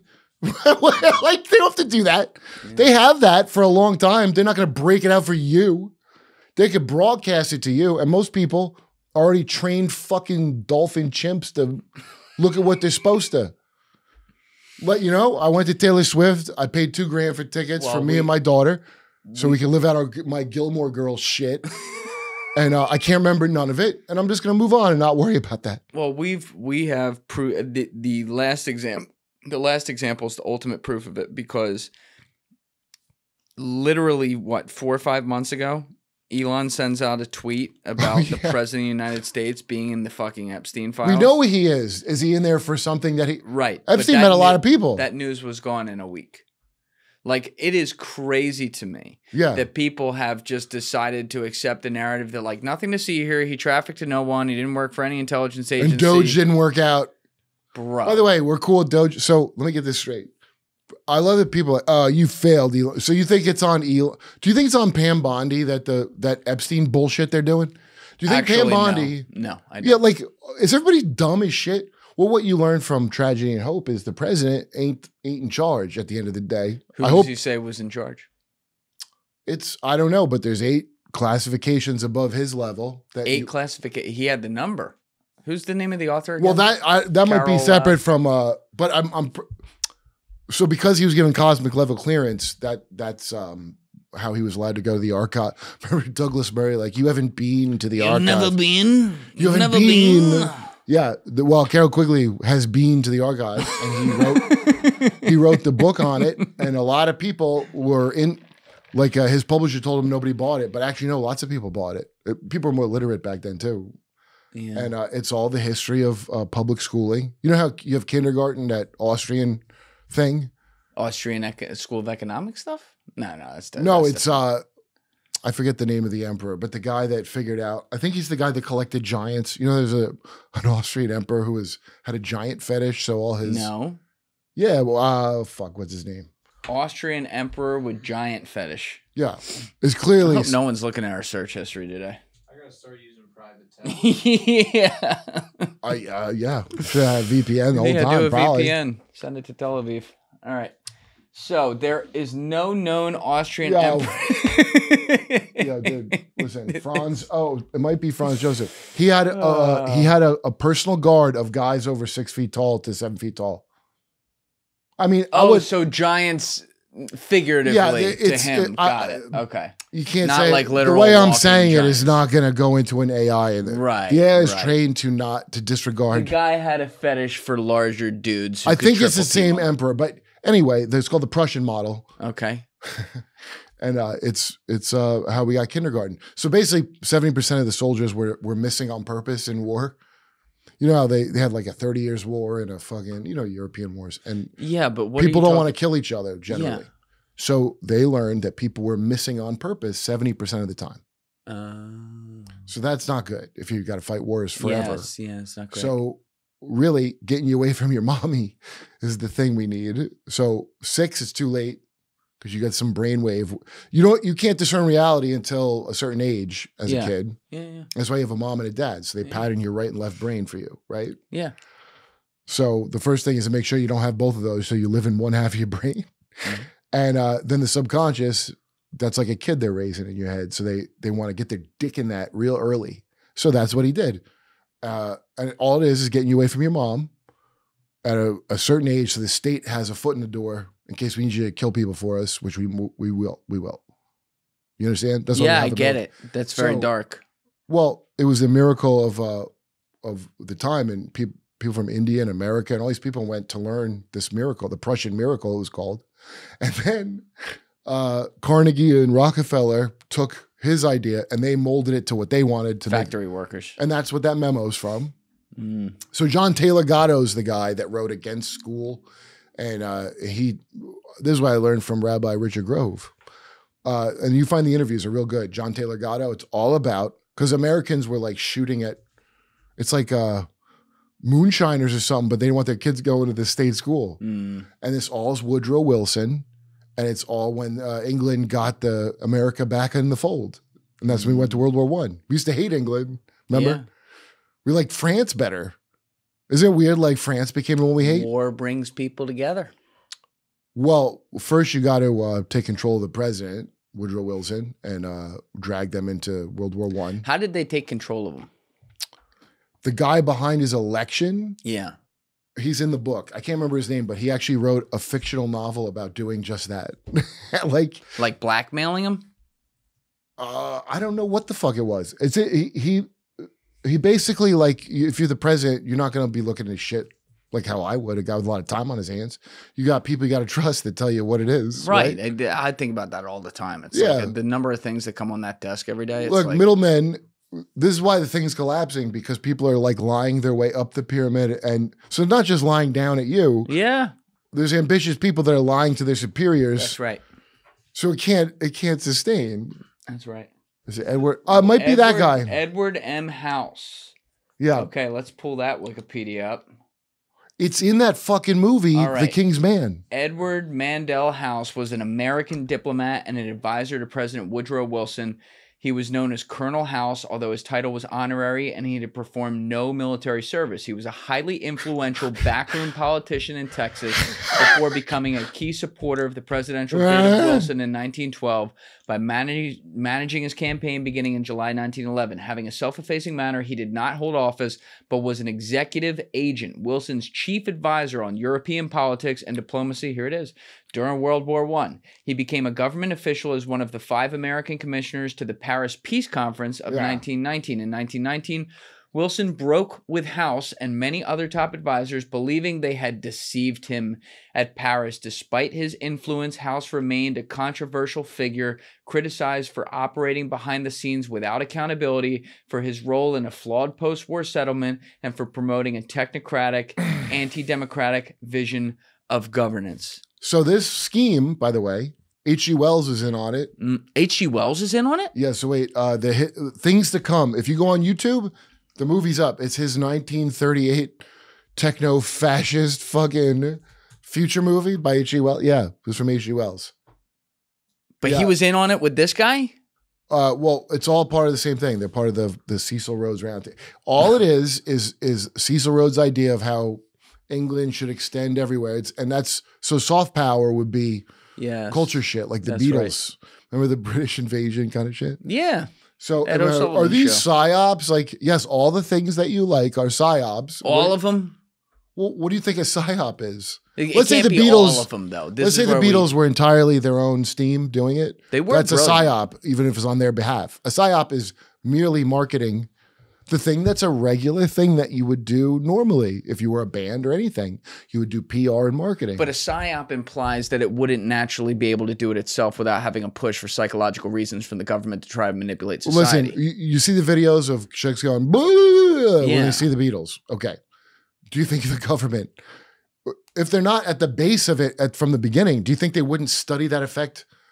Oh, I think they would totally study the effect. Yeah, for sure. And you don't think they would try to replicate and then yes, absolutely. That's how you get in the 60s. Absolutely, yes. It's only the kids of Air Force. Oh yeah, like Keith Moore. Who's it? Dude, you know Zappa's dad? Morrison's you know Frank Zappa's dad? Arsenal Arms, what they did? That's what Jacob's Ladder's about. I don't know that one. No. Yo. Jim Morrison's dad was CIA, right? I didn't make that up, right? No, he was the colonel that faked the Gulf of Tonkin shit. Oh, that's even better. So it's all these, okay. So the Arsenal Arms, how they tested on troops it wasn't no LSD. It was, Benadryl? Yeah. You know, with the Hat Man drug, where you see the Hat Man? The Hat Man? Yeah, if you go on Earwid's drug vault, people that take Benadryl, there's a trip you get that sounds like the worst shit I've ever heard of. If you take too much of it, yeah. It's like, do you like seeing spiders and a sinister figure in a black hat? No. Yeah, there you go. So if you read, and there are people that have just taken Benadryl like an asshole. And they see this guy? They're like, it's the worst. I'm going to take some more. This? No, I play. You're nodding. That nod, I didn't like that nod. By the way, think of if you were doing Benadryl after that and on purpose, think of like what your life is that made you do that. What are you medicating that would be a thing you got to do? Anyway, at Arsenal Arms, what the military did was they took the Benadryl chemical and they fucking distilled it. So at the peak of a terrible Benadryl trip, which is one of the worst things that you could ever experience, you're peaking for 2 weeks straight on Benadryl. That's what Jacob's Ladder was about. There's no way you don't run off a building if that's happening. Dude, LSD, I would please, if you have to test a thing that I'm not prepared for me, it's LSD and not Benadryl for 2 weeks. I don't know if you ever did any kind of psychedelics, but just imagine that. I did ayahuasca. Okay, for 2 weeks straight it lasted. Yeah, no. And also it wasn't ayahuasca, it was fucking Benadryl. So you got to see a Freddy Krueger. You know the Hat Man, depending on what country you're from, he'll have your regional hat on. Do you know that? That's a thing. That took a minute. Todd was like calculating and then it hit. If you got a fucking sombrero, he'll have whatever it is. Your hat of your people, the Hat Man will be wearing that hat. Is that fucking weird? It's pretty weird. Yeah, the hats are different shapes. Like there's one, I can tell there's one Italian one down there. There's more of a like Northern European one, the third from the left. I've never seen the Hat Man myself. There's one that looks more British on the Batman down there. If you do Benadryl, that's how you see the Hat Man. It seems like it sucks on every level, but they test it on people. I don't know what happened in people they put it on. I don't know how I would do on that. Not well. But you were saying, to get into this, you were talking about everything you love is a psyop, and I think I agree with where you ended up going on that. Human nature is programmability. Which is that when things actually are popular, like something genuine, then people in power can use that model to try to create something even that's not as good. I would never say that Taylor Swift is not a natural talent. Taylor Swift is just a great talent, obviously, and it should be as huge as it is, and you should base your life on her, but not remember what happened at the concert. I think the cults around people like that is crazy. The thing is, though, and I've heard people talk about this shit, right? Hold on one sec. Hold on, before we get to K-pop, I've heard people talk about this with Taylor Swift and stuff, and I'm not like a Taylor Swift guy or anything like that, but she is a brilliant songwriter. Like, I cannot take that from her. I enjoy Wood. A lot of people are criticizing her new song, Wood, about her boyfriend's dick.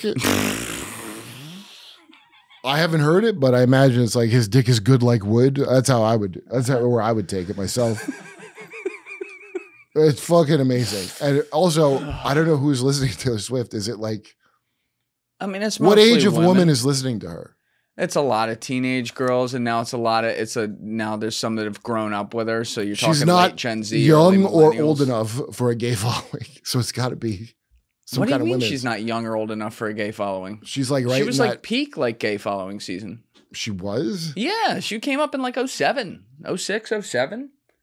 Yeah, but okay, that's what I'm saying. Yeah, but then there was a time when, remember, she was for Nazis because the alt-right, like, they related her to milk. I don't remember this. Yeah, the alt-right was relating Taylor Swift to milk? Oh my God, dude, back in this is like before Charlottesville. Oh wow, they were early adopters.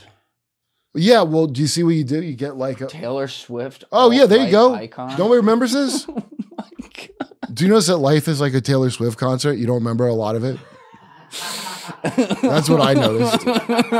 How could anyone forget this? So okay, so look at how crazy Taylor that is. Swift is a star of many faces, known variously as country music darling, a pop music sensation, a forlorn damsel, the powerful leader of her girl squad, and perhaps above all else, a savvy marketer. Less well known is her reputation within the alt-right, where she's become the objection of affection for white supremacists. As the founder of a now underground neo-Nazi website put it, the entire alt-right patiently awaits the day when we can lay down our swords and kneel before her throne as she commands us to go forth and slaughter the subhuman enemies of the Aryan race. Hold on, keep in mind. She does not approve of that. I can assure you that. Well, keep in mind, this is before Sydney Sweeney's big white titties. Oh. Sydney Sweeney. Before her racist titties were on that Gene commercial. So basically you're saying Taylor Swift walked so Sydney Sweeney could run. That's exactly what I'm saying. Yeah. Thank you, Julie. That's exactly what I'm trying to say. Taylor Swift walked so that Sydney Sweeney could run painfully. Now, why would she be in a jeans commercial? She's not an ass-based celebrity. I don't, we're good over there, right? I don't, you know. There was no ass shot. It was just her in a jean jacket. Yeah, but it's the front people are imagining. They pushed her tits together to look like ass. Yeah. And then people were shocked by her. We go through eras of this, Kurt. There's eras of the ass and eras of the tits. No, it's I think it's astrological. It's astrological. I've sensed a long time ago that we're moving out of a Greta Thunberg phase into more of a Haktua phase. Please explain. It's just the signs you're born on. Those are not the women I was. Do you follow crypto? I'm in Haktua coin. Are you a crypto guy or a FUD? What are you, a FUD? Wait, you still got to explain this. You can't go from ass to titties to like fucking Greta so remember Thunberg Wire Mother and Soft Mother with the experiments with like the monkey, and there's like a Wire Mother who is like hard but the provider of food, and then a soft mother. You never heard of that shit? That experiment they do with chimps? Yeah, I told you, you're here to teach me today, Kurt. Well, it's good I'm here then. All right, what is this? What should we be Googling? In advertising, if you notice, it was a long time. We had an ass-focused culture for a while. Yeah, would agree. And then Sydney Sweeney all of a sudden. Titties. Now we're going back to a tit-based culture? Yes. So is that telling you to breed again? They're telling you not to breed for a while. And now they're like, nope, we're back to breeding again. Titties. Wait, why is ass telling you not to breed? Because you can't make a baby that way. Sure you can. If you're hitting it from behind, you're still going front door. I mean, you can no, go back not door front too. Door. No, back door. If you're selling women's asses in public, I mean, you shouldn't be selling anything, but... I mean, what? If you can't sell women's asses in public, that's the end of like most industries. Yo, Skechers shape-ups would have never happened. Remember when Skechers made ass shaping? You don't know. Fucking Psy-Op Kirk believes in selling sex. Just throw that on the record. Wait, look, it's like if you go, I believe in rainbows. Like that's a thing that exists. Right. Yeah, I'm not judging you, Kurt. I'm just, Well, I don't believe in it like I swear by it. I believe in it that it exists. Okay. You see, there's a difference, There's right? a spectrum. I got you. All right, what did you find on this chimp experiment? Well, just put Wire Mother, Soft Mother. Wire Mother, Soft Mother? Yeah, experiment. It'll come up. I can't believe you heard of that, right? No, Scott. I guess I'm a fucking asshole then. There you go. Harry Harlow theory and rhesus monkey experiments in psychology. Harlow, 1958 study, wanted to study the mechanisms by which newborn rhesus monkeys bond with their mothers. These infants depended highly on their mothers for nutrition, protection, comfort, and socialization. What exactly, though, was the basis of the bond? The learning theory of attachment suggests that an infant would form an attachment with a carer who provides food. In contrast, Harlow explained that attachment develops due to the mother providing tactile comfort, suggesting that infants have an innate biological need to touch and cling to something for emotional comfort. Cloth mother versus wire mother experiment. Here it is. Harlow separated infant monkeys from their mothers immediately after birth and placed in cages with access to 2 surrogate mothers, one made of wire and one covered in soft terry toweling cloth. In the first group, the terry cloth mother provided no food while the wire mother did, in the form of an attached baby bottle containing milk. Both groups of monkeys spent more time with the cloth mother, even if she had no milk. The infant would only go to the wire mother when hungry. Once fed, it would return to the cloth mother for most of the day. If a frightening object was placed in the cage, the infant took refuge with the cloth mother, its safe base. This surrogate was more effective in decreasing Sorry, the my head's really cold. The infant would explore more when the cloth mother was present. This supports the evolutionary theory of attachment in that the sensitive response and security of a caregiver are important as opposed to the provision of food. Part of this, and this is just me, like... What do you think they did to people? Oh, that's shit they just do to monkeys, but I mean, you already know they sprayed cadmium on black kids, right? Oh, also in San Francisco, they sprayed shit. Wherever you live, they sprayed some shit on you. Yeah. Just to see what it would do. So... wire mother is the one people need contact. So in the quest to make killers, you know, people that would fucking kill when they're told to kill. Yeah. We got kindergarten and various programs of abuse. All that super soldier shit. The part they don't tell you is the vicious abuse. It's not as glamorous, you know, right? But it's in a lot of movies. I just watched Gray Man with what's his head, Ryan Gosling. Yeah. Gray Man. That's they hint at it all the time in movies. Yeah, it's public, right? Like it's not a secret thing. You're just not gonna look for it. Well, that guy they pulled out of prison. Who? Gray Man. In the movie? Yeah, wasn't it like he killed someone when he was 15 for abusing somebody or something? Maybe I'm remembering this wrong. Correct me in the comments. And then he's in prison and they come in. I don't remember that, but Billy Bob Thornton's like, son, I'm going to bring you out, commute your sentence, but you're going to kill for us now. Really? Yeah, I think that's what it would. Can we pull up the plot on Wikipedia? Jamie, pull that up. Jamie, what is a toady? So you're not going to interview the head of Mossad on your show? That's not in the cards for you? I don't want no trouble. Let me tell you something. Israel's just doing what it has to do. Let me make something clear to everyone. Now, I know Saudi Arabia, they're bad. But Israel, you guys are right to complain about Saudi Arabia. Fucking Petraeus is sitting down with ISIS in a fucking Barbara Walters interview. I mean, do you see how stupid that is? Like, it's pretty dumb. All right, I just want to see the first paragraph of the plot so that we don't spoil it. Deef, just go down to plot on Wikipedia, if you would. All right, top of the plot. In 2003, senior CIA official Donald Fitzroy visits a prisoner named Cortland Gentry in Florida. 8 years earlier, Cortland was a minor convicted of killing his abusive father to protect his brother. Fitzroy offers him his freedom in exchange for working as an assassin in CIA's Sierra program, an elite black ops unit which will allow him to exist in the gray. So a bunch of these people, now I can't confirm this at all. This is just like a thing that I heard, okay? Just a thing you heard. Yeah, I want to make it clear. Okay. It's not. But Jennifer Garner supposedly went from one of them families in that show she was on, Alias. Yeah, which Alias I didn't back watch. in the day. But apparently it's about thinking you're in the CIA, but you weren't. You were in some creepy group that was infiltrating the CIA. Yeah, that her life is apparently something like that. Monarch was to make sports heroes, actors. So why do you think Kanye's like that? Why do you think fucking Britney's like that? Think of secret societies. They're not secret, you know about them, but they have a lot of secrets. Mm-hmm. Why? Why are you in that? Why would you be in that?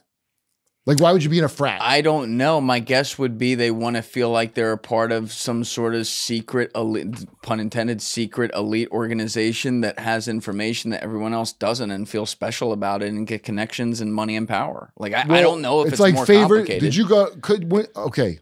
You must have known people that were in some kind of cool, like, or really, what's that fucking movie? American Psycho frats. Did you know any American Psychos in your days of Wall Street where you're like, wow, you just Wall Street was actually very tame compared to what the stereotype was. It wasn't. I know for a fact it wasn't that way before I got there, but it, post Dodd-Frank, it really got a lot more tame. So you know Barney Frank repealed Dodd-Frank. Barney Frank was key in repealing Dodd-Frank. Repealing it? Yeah. When the fuck did it get repealed? A while ago. No, nobody cares. Pull that up. Barney it Frank wasn't repealed while I was there. That law fucking Barney Frank listed you on everything. Also, Barney Frank was in the DC Callboy scandal. All right, hold on 1 second. I want to let's one thing at a time. It was Dodd-Frank repealed. God, that was the worst. Oh my God, you couldn't take a shit at a bank without asking permission for toilet paper. It was insane. Dodd-Frank. There you go. The Barney Frank repeal.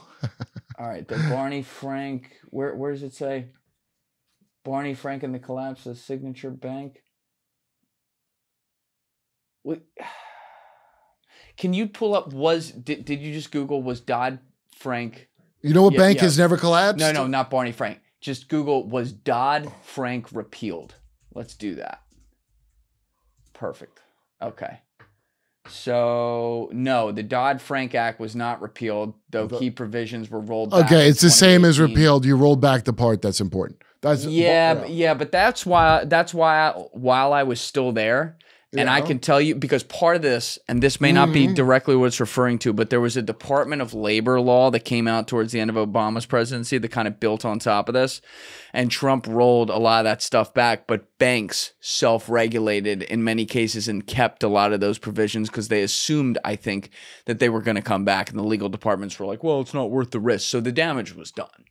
I mean, you couldn't do it. Like, to be clear, just like that Barney Frank is instrumental in that. Kurt, his own thing. Kurt, to be clear, the banks should have been punished like fucking crazy for 2008. No, come on. But they should have been punished in the departments that did that. What the government did wrong, in my opinion, is like when you say Wall Street, right? There's a lot of scummy sections of that, of course. But Wall Street is 50 million different things. Yeah, right. So when you then punish this over here, you're just punishing like a customer who's trying to get money from their bank on a Tuesday. Of course, they're going to punish them first before they get to anybody who's really doing anything. No one went to prison for that shit. As they shouldn't. Oh, Much like when we found out. Oh, in Tragedy and Hope, here's a great detail. Prescott Bush, who people said was like financially supporting the Nazis. And it wasn't him, it was Rockefeller. And Wait, Prescott, what do you mean it wasn't him? He was supporting them. Yeah, of course he supported him, but it was Rockefeller that he was taking the blame for most of it for Rockefeller.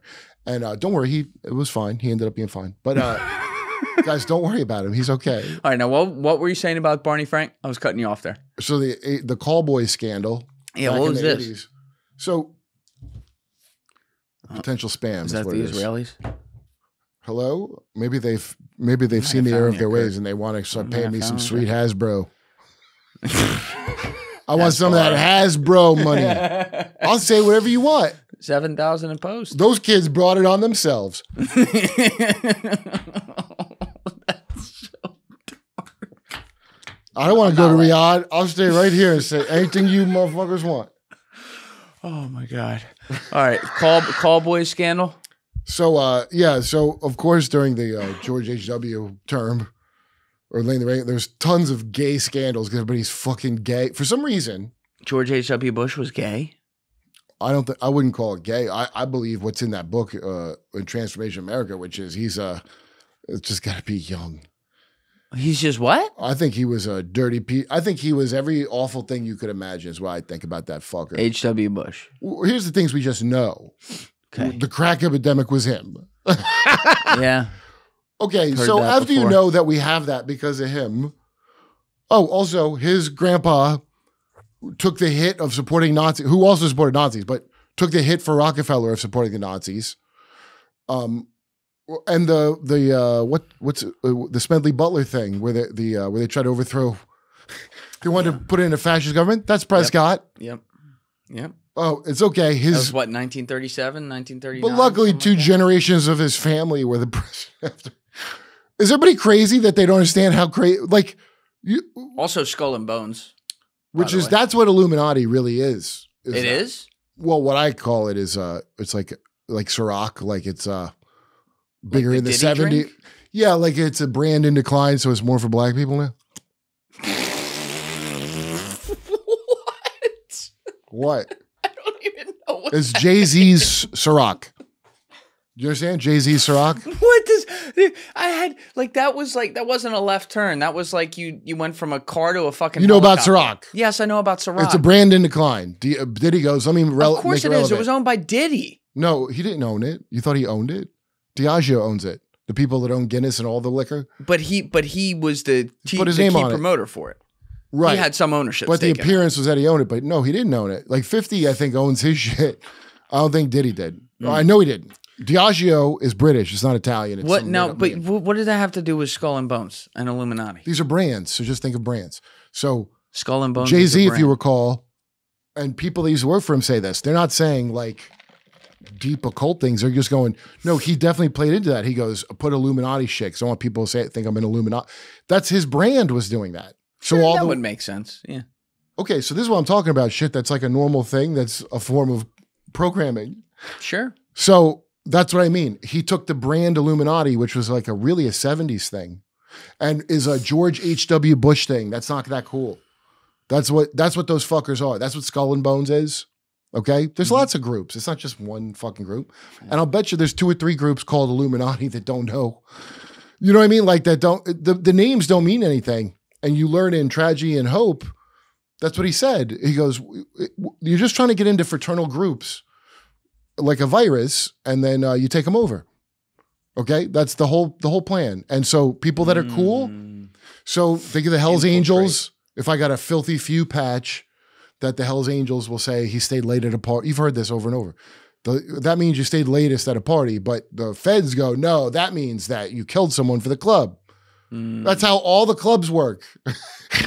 Okay? So if you want real power, you're going to be part of all of them. You're going to be part of like 20 things that you would think you wouldn't be part of. Right. Because you got a network. So they did. And then what, dude, think of like New York. Like when did you, how long were you around? Where are you from originally? South Jersey, West Where? Effort, and Mullica Hill. Oh. Right outside Philly. I'm Tom's River. You're a Tom's River guy? Yeah. Yeah, some of my best friends are in Brick. Oh yeah, Brick. I used to manage the Funco land in the Brick Plaza. Nice. It's GameStop now. Yeah, my buddy lives right around the corner from that. Yeah. Well, so just think of like if anybody you know that was like trying to get coke or something. Like New York is a place where you find whatever the fuck you want. Oh yeah, go out like just fucking lick your finger, go like this, hold it to the wind. I would be like was it Undercover Billionaire where they drop the billionaire off and they have to make a certain amount of money? Dude, if you were like undercover junkie, like you could drop me off of $5. I'll get high. You could pass. Don't worry. You drop me off in any city. You look the part. You'll be all right. I put this shiesty on. People know what's up. Oh my God. I put something in my pipe. All right, Kurt, are we ever going to know the truth about Epstein in any capacity? Like even how could we ever know? 20% of it? I know it was a certain Middle Eastern country, but that's all Dan Couldn't Bongino. name which one it was. There's a trail of breadcrumbs, but it's a hall of mirrors, Julian. Don't waste your time on this one. You're in over your head, kid. I wonder, look up on Tuesdays with Stories, which is Norman and Sam's podcast. They got Louis Black on, going to Epstein's house with fucking Bobby from the Nasty Show. Bobby, I'm blanking out. No, not Bobby Kelly. Bobby, he's Kennedy? With Robert F. Kennedy. No. We're just fuck, I'm blanking out. But you can find the clip. And he's talking about going to Epstein's house in New York. And he said he walked in and Epstein, there was like a marker board and had like, it looked like, I don't know, football plays or something. And he's like, yeah, the defense minister of Israel is just here. We're just going over defense plans. And Louis Black goes like, I was so freaked out. I go, first of all, number one, why was he here? Okay. And why are you telling me this? Why are you telling me any of this? And it creeped him the fuck out. So right there is how you know who he worked for. It's actually on a comedy podcast. The Defense Ministry of Israel was just here, and we were drawing up some plays. Yeah, like, dude, is everybody a fucking idiot? So the only people, look, We got the clip. Does it have music in the background, Deef? That's the only thing I want to check. Bobby will feel hurt that I can't remember his last name, but I had 4 claws. All right, we're good. All right, let's play it. This is Lewis Black. Whose podcast is this again? We Might Be Drunk. We Might Be Drunk. Sam Morrell and who? And, Mark Norman. Mark Norman. Okay, go ahead. Good find. And to boot, I was in Jeffrey Epstein's house once. What? Really? Yes, with Bobby Slayton. Slayton, goddamn. Yeah, when they got up to go to the bathroom, did he smell the seed?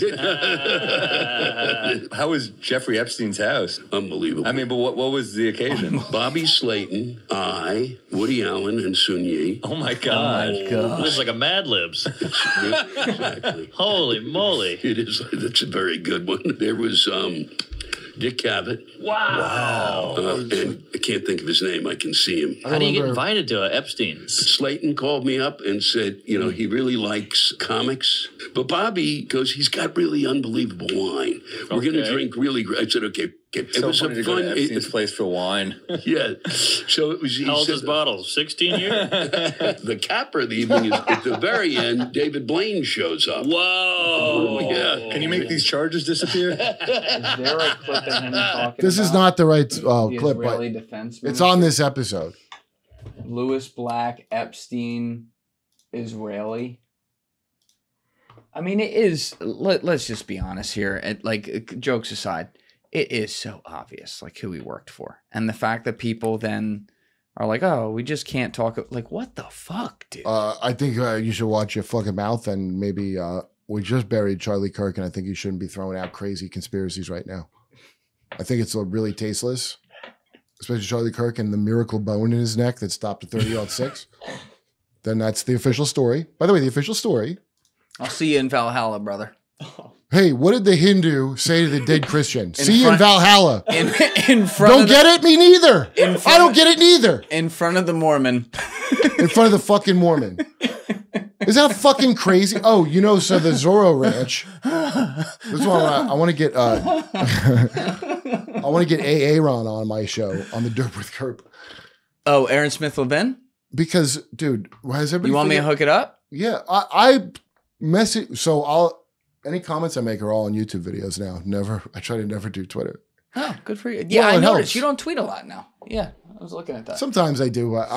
Dude, we comment need you to tweet more, Kurt. If I comment on people's videos as I do, it helps that. I'm not hurting them. The engagement's helping them.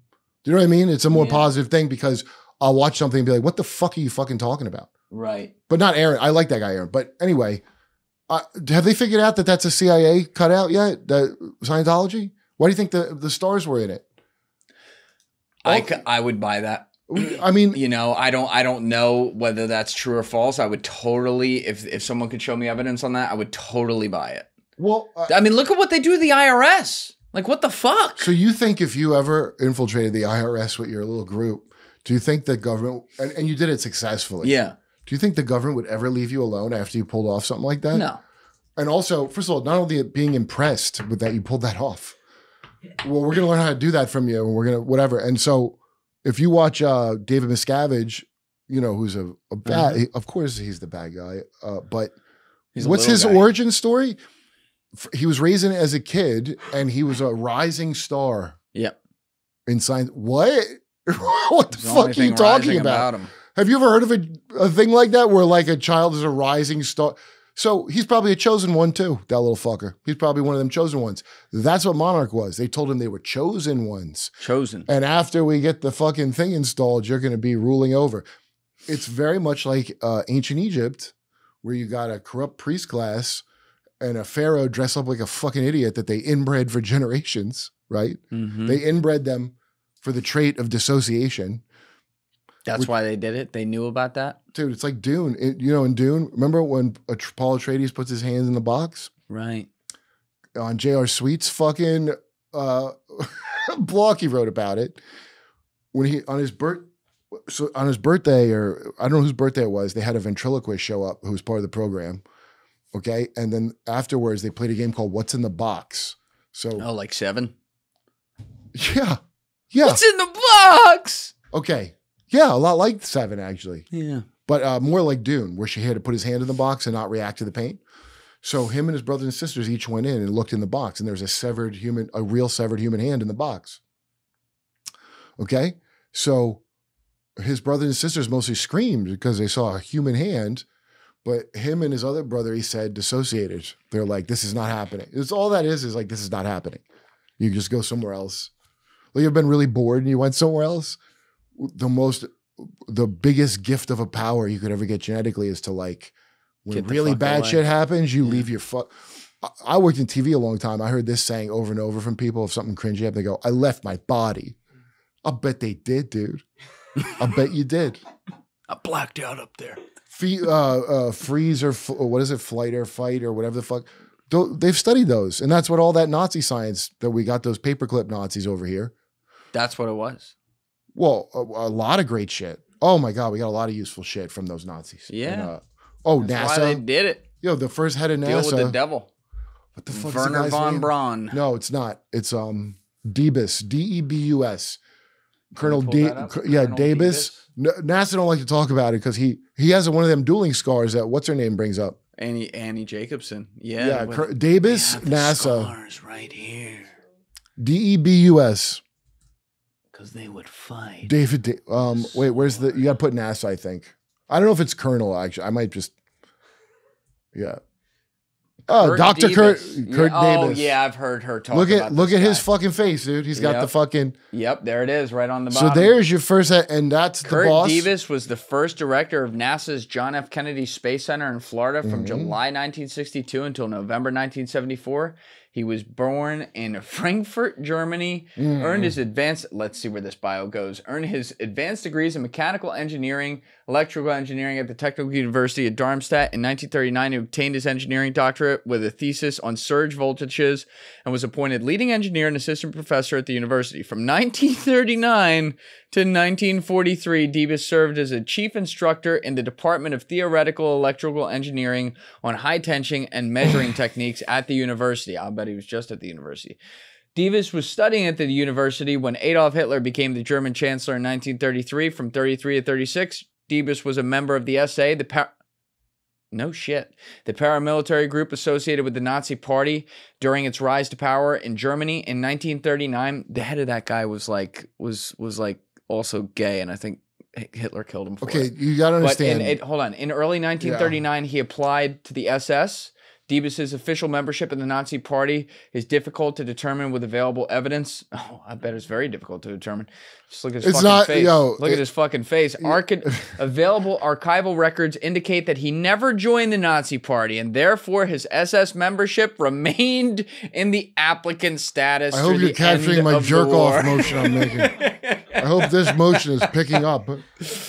There's not really any of it. Put that pipe back in. Are you hiding Nazis under the seafloor, bud? You see, I'm more of a detective. I'd like a glass of milk, and I'd like to... Your delicious milk. He asks for a glass of milk. That's one of the greatest fucking performances I've ever seen. Dude, it is a top 5 movie of all time for me. It's number 4 or 5. So he was the commanding officer of Werner von Braun, and von Braun said, I can't possibly be okay without my commanding officer here to... So that's what NASA is. So NASA doesn't just do space, they do inner space, okay? So the stuff they did in the basement at NASA was real wild.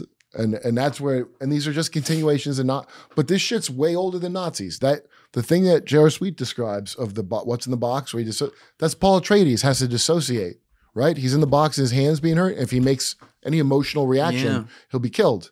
It sounds so much like that. It's crazy. Where I'm like, how did Frank Herbert know? You know, because Frank Herbert and the Lord of the Rings guy. Well, Lord of the Rings guy didn't like Dune. What's his? Yeah, Tolkien's I think he's a fucking Rosicrucian. His son went on to be a pedo priest.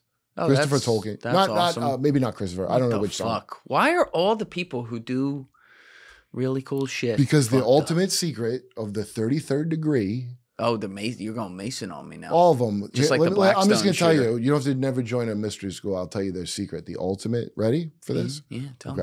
I'm ready. A hole is a hole. A hole is a hole? The thing that the richest and like prisoners know. Is that like a mouth is a mouth when it goes down? That's south? Exactly right. That's the secret. And it sounds stupid, but they're not looking at it like it's gay or something. It's all about charging your iPhone. Do you understand? Once you look at this shit as a power exchange, which is how they do, that's just showing that you could take power. I need to power up my shit real quick. Like Diddy ran off of. That makes sense. Dude butt power for many years. And now luckily, nothing came of the Epstein thing, but Diddy's coming home at least. We could be thankful for certain things. Oh, yeah. You knew he was going to be found not guilty. I'm sure other people must have known who know that, what's her name? Was it Maureen? Comey's daughter. I don't think it's Maureen. I think her name's something else, but maybe it's Maureen. Yeah. She's on the Ghislaine trial. Yeah. They're there to clean up the thing. I have a joke about why, that Nickelodeon. Why was she allowed to do that? What do you mean, why was she allowed to do that? This time, now Trump's there. You would think he'd be like, hey, we have a Comey on the case. Trump's in the thing. There's not like, it's not like, I think I agree with you. Dude, there's plenty of factions. If you ever saw Game of Thrones, that's how they operate. Yeah. Right? And who are they? Well, I don't know. Why do you keep track of who's royal still? Maybe start there. Right. In England now, here's another thing for Riyadh. If you're salty about the Riyadh Comedy Festival, I don't know what the fuck anybody's talking about, dude. England's got about 6,000 people in prison. Now, I don't know if they've been sentenced yet. I don't think they have been, but for tweets, they've been arrested. It's insane. So shut up about free speech, first of all, in Saudi. What are you talking about? Yeah. In UK, they got people more than Russia, more than Putin has ever imprisoned. It's crazy. I don't know about that, but either way, no, it's a fact. It's fucking. I don't know about that. Yeah, no. You know how I do know about it? How do you know about that? Do we have stats coming out of Russia that are in any way fucking? You can find it. I'll give you the clip because I got to give it to. Either way, the fact that Constantine from what do you call it? Trigonometry, who's normally I would call a silly goose. He dropped it on a dude in an interview because people honestly don't fucking know. But they just got their digital ID in Keir Starmer. And guess what? China got theirs the same week.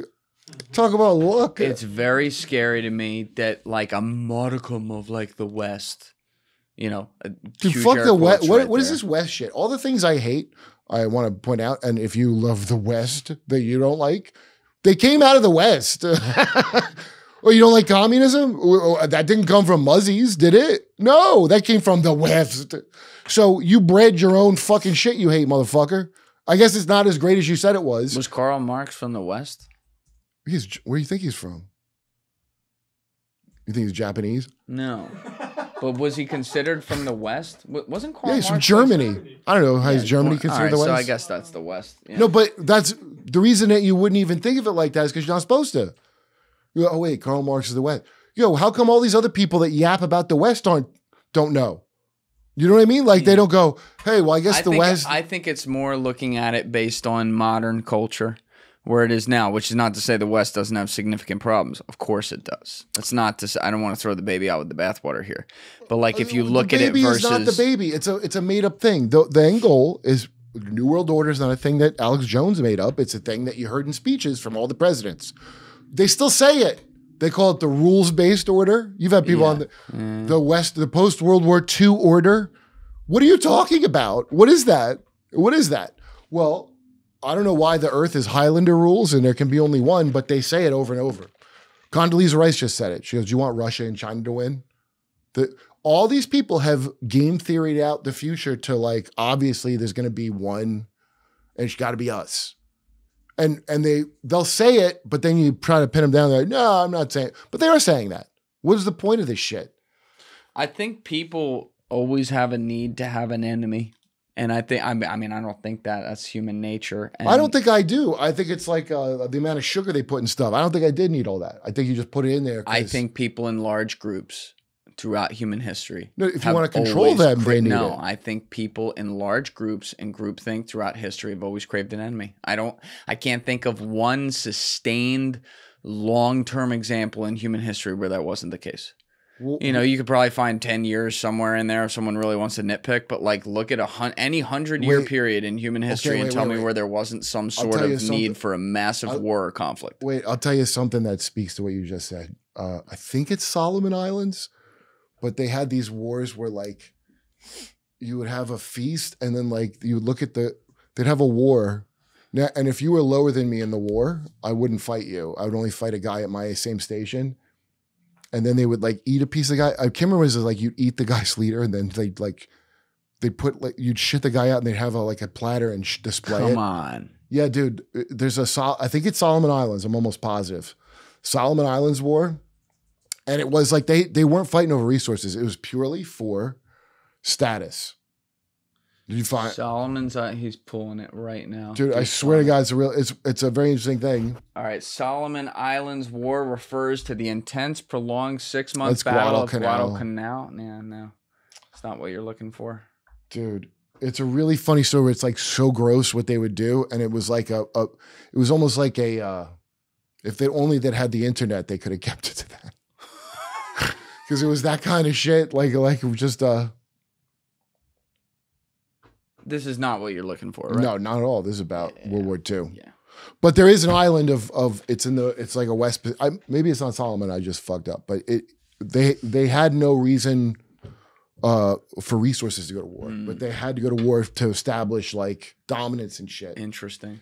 Dave, can you had that Lewis Black clip up? Can you leave our cameras on and play that? Where, for copyright purposes, we are reacting to a clip that's in context of our conversation right here. Pure YouTube community guidelines and creator guidelines for pure monetization on the video.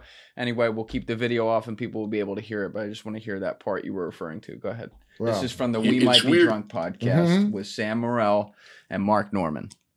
From the beginning, because it's like you go in and he's got a whiteboard and there's all of this stuff drawn on it. And he goes, you want me to tell you what that is? And I go, yeah, well, sure. Israeli defense minister here last night for dinner. And then he's got me and Bobby Slayton. Wow. We were talking about fucking, are you shitting me? And then he said, and so we were talking about, he was showing me what kind of defense systems Israel would use in case of attack. Wow. And I thought, you know what? First up, what is the Israeli defense minister? What the fuck is the matter? Why would you tell me this is already, now it's weird. Yeah. Nothing else is weird, but I know this was like a honk, something is wrong in this house. Yeah. This is a guy who's working on his defense many years before. Here's the one thing. Right. Let's pause. That's interesting. This is the one thing when I hear stuff like this, and it's not a shot at Lewis Black, it's a shot at literally all these people. People tell these stories now like, yeah, no, this shit was weird. No one thought to like say something on like, I don't know, Late Night with Jay Leno. Like, yeah, I went to this fucking guy's house in New York. He was showing me, you know what I mean? Like, first of all, no one ever said anything before it was a scandal. Well, number one, anything involving Israel, dude. What would I want to make this clear to everybody too? Like, as a huge supporter of Israel, they've done nothing wrong. I'm prejudiced against Arabs and Muslims, as are all good people, okay? Don't think I'm one of these people that would ever listen to an Arab about any complaint about anything, okay? I'm not some scumbag. Jews told me what's up over there. I would never on my own go look that up. How would that help me to know the truth about it? It does not. I assure you it does not help. Any showbiz shit, it don't help you. So I would never look into it or bring up some weird shit about Israel. I'd be like, well, the only reason I know about it now is because they have fucked up. Here's how it's going to play out in the end, I think. Okay. They're going to pin it all on Netanyahu like it was all that one bad man's fault. That's how I think they're going to get out of it. But his whole cabinet is somehow actually even worse than he is. So how do you pin it on just him? Oh, dude, they were on the brink of civil war but before. Yeah, they were. So do you ever see the Bill Maher? Bill Maher summing up makes me laugh because as a matter of public record, Bilbo fucking not a Jew who paid Hamas to exist, right? That's not a secret. That's a thing he said as strategy. Okay, so that means it's your fault, asshole. That's how I take that. If I paid Al-Qaeda to exist and they did 9/11, do you think I could get a nice Bill Maher like, he meant well? Watch what Bill Maher says. Actually, I gotta take a piss. Wait, Bill Maher said Bibi meant well by that? Yeah, it's a Club Random clip. I believe you. Dude, Club Random's where the great Bill Maher shit is because it's like him drunk just saying how he feels. Just saying what's for real. Him talking to I Dream of Jeannie is a great one because he's like, surely you got harassed a lot because he's thinking about he would have fucked her back in the day. And she's like, no, she's like, why do you keep saying that? She's like offended. No, everybody's cool. Oh, come on. With those two. I can't do him how Dunnigan does him really well. Have you heard Kyle Dunnigan's? I've heard Kyle Dunnigan do. This is my favorite Bill Maher. Does Bill like that? No. No, he hates it. No, he's really does not like it. He doesn't like it at all. You would think that he would like it because if somebody does a good impression of you, it shows some kind of element of care. Yeah, I think that's pretty cool. Did you ever see? That's like how you know you made it. Someone's doing good impressions of you. Well, when people start taking themselves seriously, especially when they're you can't do that. If you're like a sex club rich guy, look. If you're in the entertainment business, you cannot fucking take yourself so goddamn seriously. But so many people do. It's like, dude, if you're just a fucking entertainer, bro. Yeah, but. I know a bunch of people. I work with all kinds of people. I'm like, it's not even people are like bad or something. A lot of them, they're just like, you have no fucking clue about anything. And why would you? If it's not in the interest of if it's not in your business interest, why would you even look into something? The only reason I would notice anything is like some shit not working or a thing, some disappointment that makes you have to notice something, right? Back when 9/11 happened, I lived in New York, and you could have told me that the Iraq thing made no sense. But looking back now, of course, it makes sense that it made no sense. I'm buddies with Jason Burmis, who was the first guy. Dude, I didn't know Building 7 was the third building until about 2 years ago. What? And Norman, I asked Norman. God, I knew about Building 7 in like 05. I was like 10. Dude, Mark Norman, I go, dude, do you know Building 7 was like a third building? He didn't know neither. I was here when it happened in New York, and the emotional shit of it's the perfect trauma-based mind control is what it is. Yeah. So you could show me all the evidence. I don't care. They spoke to me subconsciously already. Right.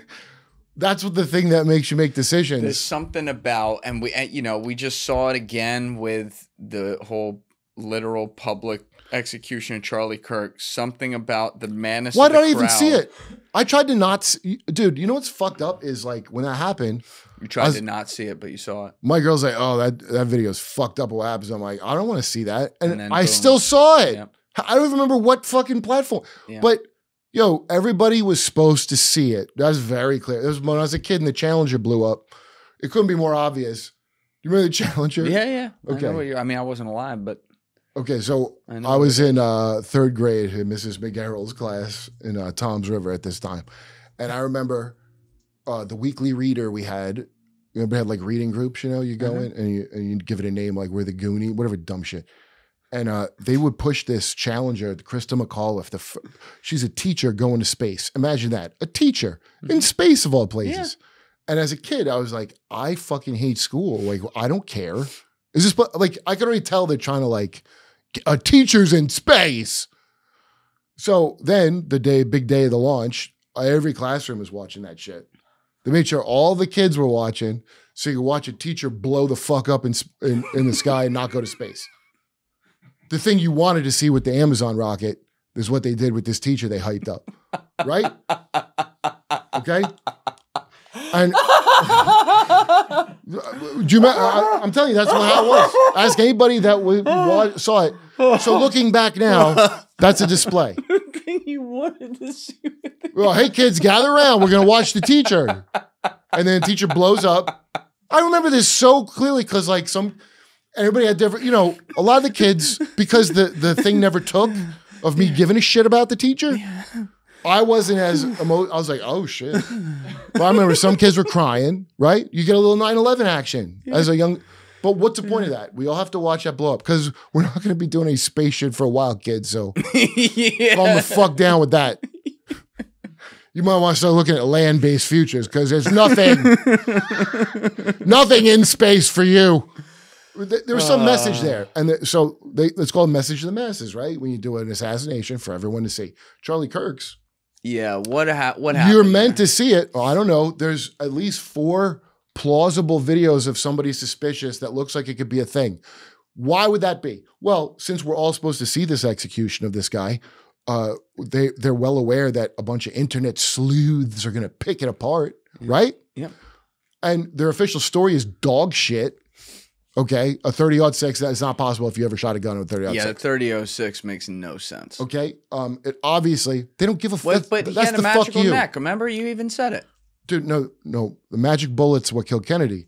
A miracle neck bone that he had is what stopped the 30-06 from but it's still killing the guy making hand signals. That was the craziest part about what's his name, Colvette, tweeting that out. He tweeted out like Charlie was just superhuman, and by the grace of God, the bullet didn't go miracle. through. It's like, he still died, malaka. Like, what do you, like, there's no miracle here. He's dead. Well, because the bullet that they said it would have hit the guy making hand signals behind him for sure. But okay, so a miracle. They did say, although actually, Kurt, in all fairness, there's obviously a lot wrong here. I believe the guy you're referring to, the hand signals guy, is literally that dude who's like his spiritual advisor. Like that wasn't. Is he a Mormon? No, I better not. No, he's like he's a Christian guy. He's talked a lot. Okay, so I believe so. But here's check the me deal. in the comments. There's one guy in the front. It looks like he could have a palm gun. He could. There's a couple where you see. First, the first time I saw it, it looked like the bullet, but maybe it was his earpiece flying out. There's 3 angles of 3 different people doing a thing. Oh, not to mention the guy that said, clicker. Not to mention the guy that said, now what I thought was like the most believable at the time, but who the fuck knows, is that because you know how Israel pulled off that and the reason I thought about it was because Bibi was in the UN saying, remember when we blew up Libya with them pagers? Remember them pagers they had? Lebanon. Sorry, Lebanon. Yeah. That's correct, Lebanon. He's like, when you're holding that phone, you're holding a piece of Israel. Did he say that? Yeah, that's what he said, word for word. He goes, that cell phone in your hand is a piece of Israel. Wait, what was the context of that? It was during that same speech where he was talking about that's great. the pagers. Well, I do treat my phone as if it were sacred. That's fair. He's pretty fair about Promised that. You hey, when the guy's right, when the guy's right, he's right. What are you gonna do? Yeah, here it is. And then let's play it, Deef. And then dude, Deef is fucking on it. You have cell phones here? No. You're holding a piece of Israel right there. You know that? I mean, a lot of the cell phones, the medicines, the food, you eat cherry tomatoes. You know where that Israel. Right here. They say, no, Israel is isolated. Israel can't break out of the... All right, let's pause it, Deef. Hold on, Kurt. Let me make a quick note. If you didn't hear a video just now, that's because that music in the background, that video is copyrighted, but it's Netanyahu saying that cell phone in your hand, you're holding a piece of Israel, and fucking cherry tomatoes, you're holding a piece of Israel. A lot of the remote control plane technology. All kinds of things. How about the VPNs? They own like 8 of them.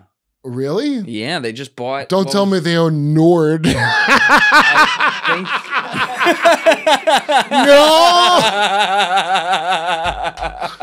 No. Wait, don't tell me my Free Palestine OnlyFans in some way. Nord. I think they do. Can we check it? Is it owned by an Israeli company? Well, I know CBS. So Larry Ellison's kid runs all the fucking. But who the fuck would watch CBS? Barry Weiss is in charge. I've talked to her on the phone one time. Barry Weiss. Nice lady? Yeah. Everyone's nice. Yeah. What does that have to do with anything? Is she? I just have to say, if she's, NordVPN is not Israeli based, so they don't have that one. They had a data leak though. Early, got it. Long ago. All I'm saying is, if Barry Weiss is worth $250 million or whatever it was, Kurt, you're worth $1 billion. You want me to play ball? I'll play ball, dude. But I haven't. Nobody comes to me with a Riyadh offer. He's like, Riyadh? Never heard of it. Dr. Kurt Davis. Yeah. Yeah, so... Can we check if they bought ExpressVPN? I want to make sure I didn't make that up. ExpressVPN Israel. A company wholly owned by Israeli billionaire Teddy Sagi. Yep, there you go. Yeah, none of these guys live in Israel unless they have a pedophile charge. Then they go to there. Then they go. But they all don't live there. They just want to know it's there, I guess. Anyway, Israel, you name one thing they did even remotely wrong, and I'll have you stuffed in a fucking van. Yo, have you seen, by the way, you seen the Chicago ICE? Do you know what they did with ICE to get people? They had an unprecedented hiring spree. Yeah, they hired Superman. Did they hire, no, the guys that grab you off the street.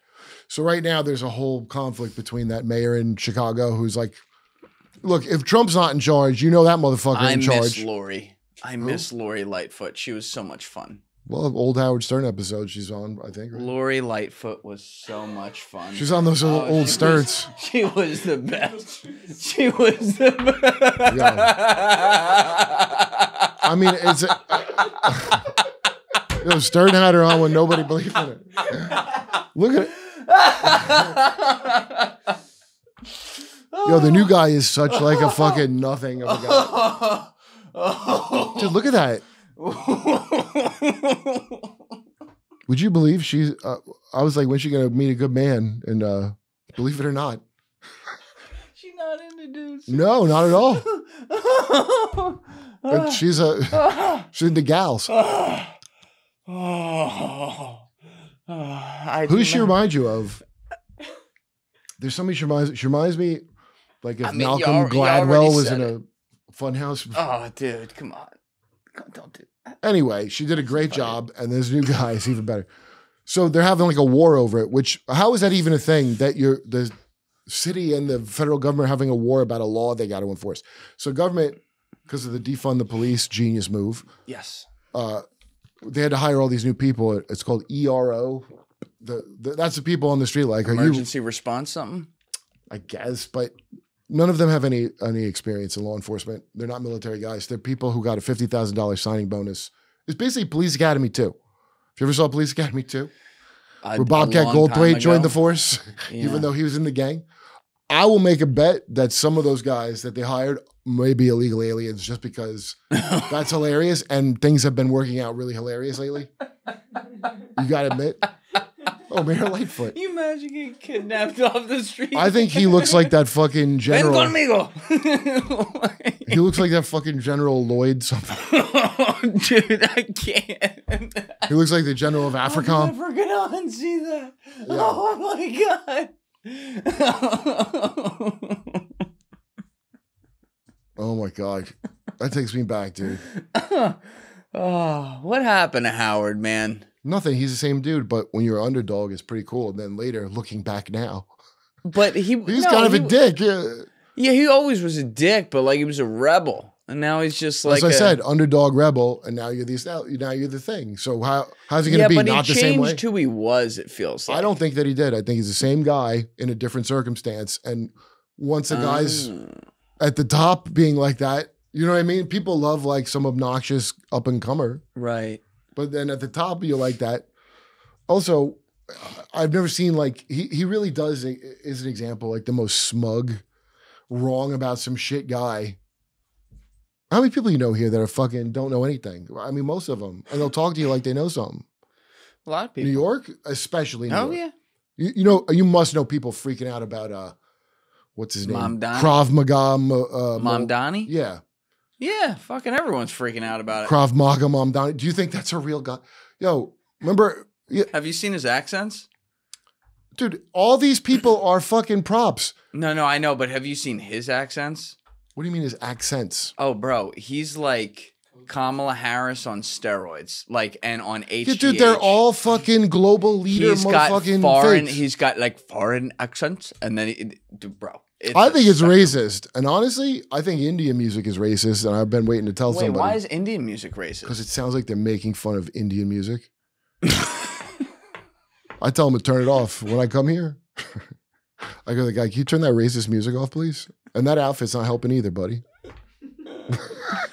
It wasn't funny when Mike Myers did it. Is he not coming back to vote for Mamdani? Why would you remember AOC, Mrs. Knock Down the House, fucking, and she's just another whatever?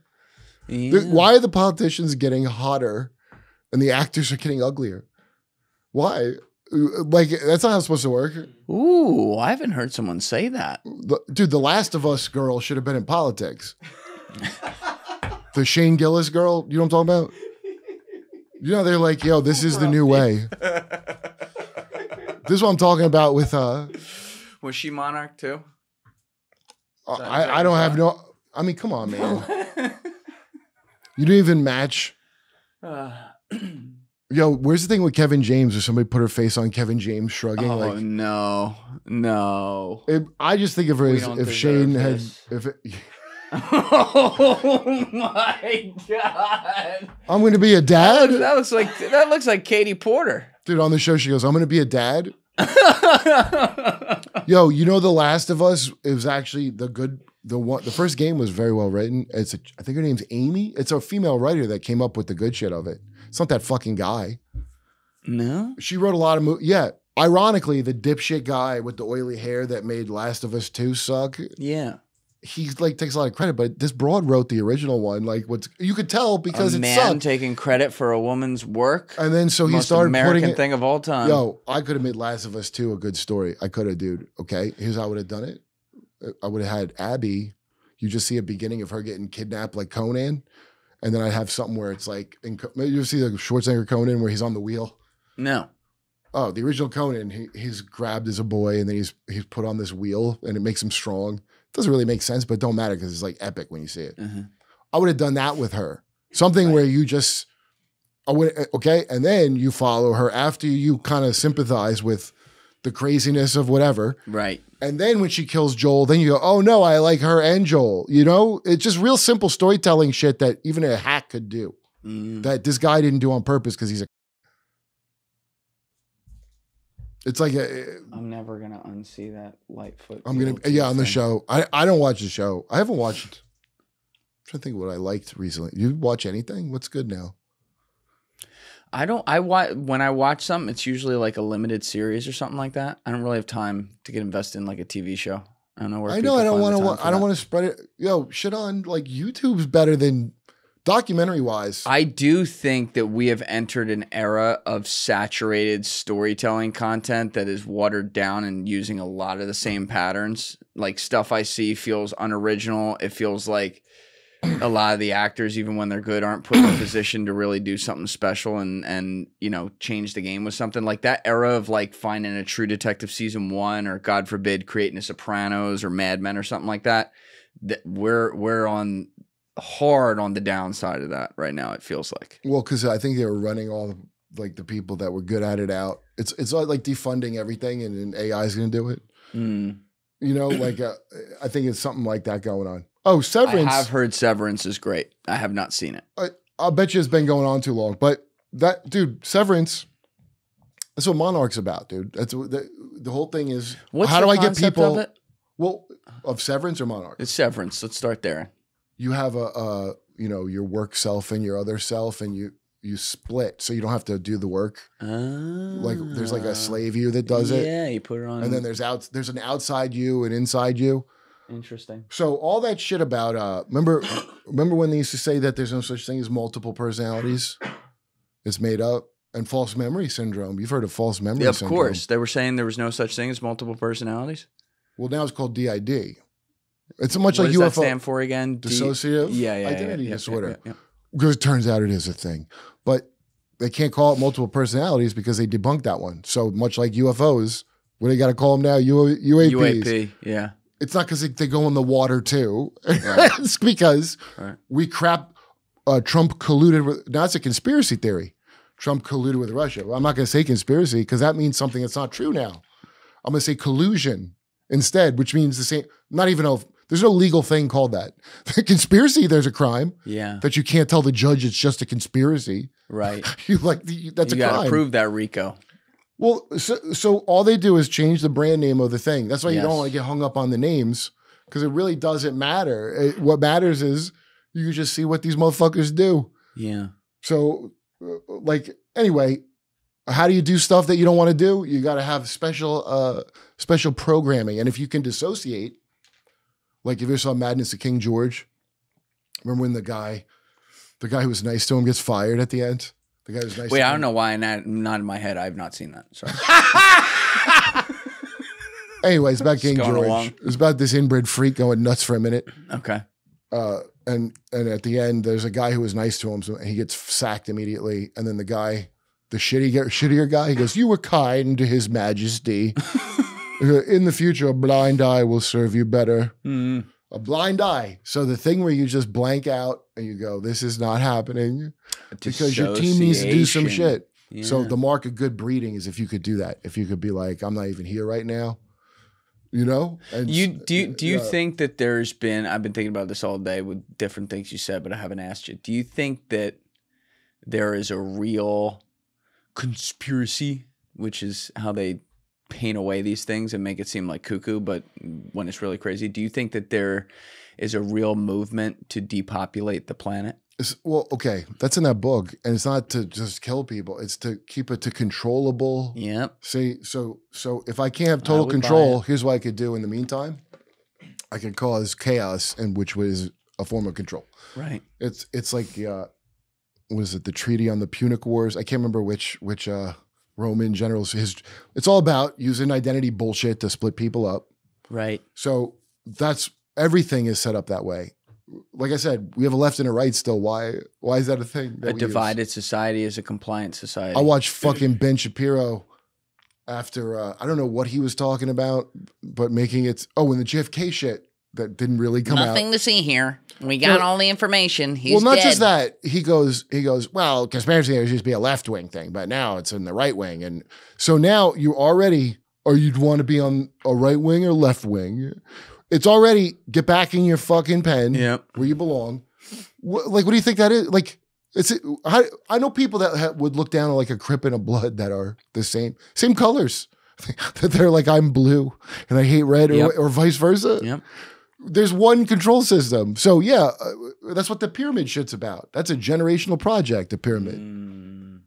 I hate pyramids. I hate them so much. You hate pyramids? Yeah, that's like... What did they ever do to you? That's a symbol of your fucking slavery and horseshit. I mean, that's pretty cool invention, though. I don't like... fuck that shit. That's like a fucking... just that stupid structure. It's a thing that it's like a timeless structure. That's what you're trying to build, so you have total control. That's a goal. It's in there's a Gore Vidal documentary. It's very good called "The United States of Amnesia," and he goes, "The goal of every society is total control," and that's exactly what the goal is of every society. Yeah, I don't really see evidence that he's wrong about that. There's always it's human nature that some powerful group will try to control. Human nature is you getting programmed. The people that are in control of it are. That's what I was trying to figure out when I started looking at shit, was like their dumb cult. So, and the cult is like, dude, it's so fucking lame. It's just like any other dumb cult you ever heard of where you're like, really, you believe that? Yeah. But yeah, they believe it. But think of like not Scientology, like, which is just a knockoff imitation. That's basically if you're one of them like OTO groups, which Hubbard was, your final initiation is to make a religion. That's your class project at Harry Potter School. Make a religion. Yeah. That's apotheosis, and L. Ron Hubbard did it. Everybody knows the story of it, but that's part of OTO shit. That's why all intel is like the black. That's why 007 is John Dee's number he would send to the Queen. All that magic shit that's what fucking spycraft is out of the gate. That's what it's always been. You know? Whoa. You know that 007 that's what that is. I did not know that. Yeah, the court. I didn't give you a look like I knew that, Kurt. Well, I gave you a look like you just said, what? Yeah, that's what it is. So it's been around. Can we pull that up? 007? Yeah, that's his number. What do you want Deef to search? What, John D. 007? It's a common knowledge thing. Okay. Let's see what we got here. John D. 007 refers to Dr. John D., a Renaissance polymath who served as Queen Elizabeth I's advisor and allegedly used the 007 code in secret messages to her centuries before James Bond. The 00s symbolized his role as the Queen's eyes across Europe. Illuminati's also about eyes, by the way. While the number 7 was considered a potent number, D's correspondence and his role as a spy and master of navigation helped lay the groundwork for England's rise as a global power, a concept of which he coined the term British Empire. Now you think... Yeah, so America is supposed to be the new Atlantis. That's why America was founded. It's not... People think it's Christian. Like, what the fuck are you talking about? It's Judeo-Christian, Kurt. There's no such... What does Judeo-Christian mean? What does that mean? It's a made-up term. There's Abrahamic. I've heard of that. It's literally Muslim and Jewish. Yeah. Then there's Christian. Judeo-Christian is a marketing term. Yep. Dude, they still push that stupid shit. People say that out loud, especially like older people. Well, this is a nation of Judeo-Christian values. And I'm like, have you ever stopped to think about like no, of course what not. You're saying? And also, the values are Egyptian and fucking like the plumed serpent is. They were Masons. A lot of the founders were Masons. But even the Masons aren't as bad as these people that infiltrated them pretty early on. And so anyway, that's what Thomas Jefferson was into. They thought this was going to be Atlantis. That's the guy that wrote Shakespeare's plays, you know, Bacon. He's supposedly Kevin Bacon. Kevin, yes. Kevin, the illegitimate son of Queen Elizabeth, right. Kevin Bacon, that's as right. You know. And he called America the new Atlantis. And so the people, which implies there was an old Atlantis. The bloodline's called the serpent race. The serpent race. Yeah, the sons of Cain. There's some story that Cain, like, you know, the serpent knocked up Eve just before Adam did, and then they had Cain and Abel, but Cain was the bloodline of the serpent. Wow. It's not like reptilian shit. It's like, I mean, that's what it sounds like, Kurt. It does, doesn't it? It does sound a lot. But it's not, maybe it's, I don't know if it's that, but the thing in esoteric mystery school bullshit is that we're the blood of Cain. So they have a whole, dude, all of it's the same shit. It's just control. It's the same as, that's why they all love Tibetan Buddhism. You know, they take the kid and they repattern him to be a Dalai Lama.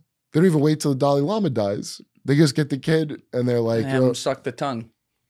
I think that's how they transfer him. Steven Crowder changed my mind about that, dude.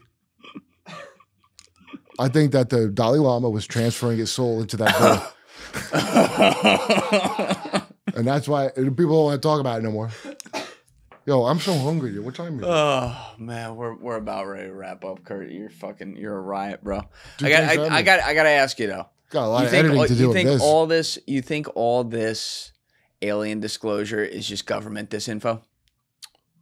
Well, disinfo works by some of it's real, and then you see the reason you got to put real shit in is to discredit it. Right, exactly. So, but look, I would just, if you just go by what you know, what is it? I forget how it goes. The description. You know them by the fruits of their works. Sounds right.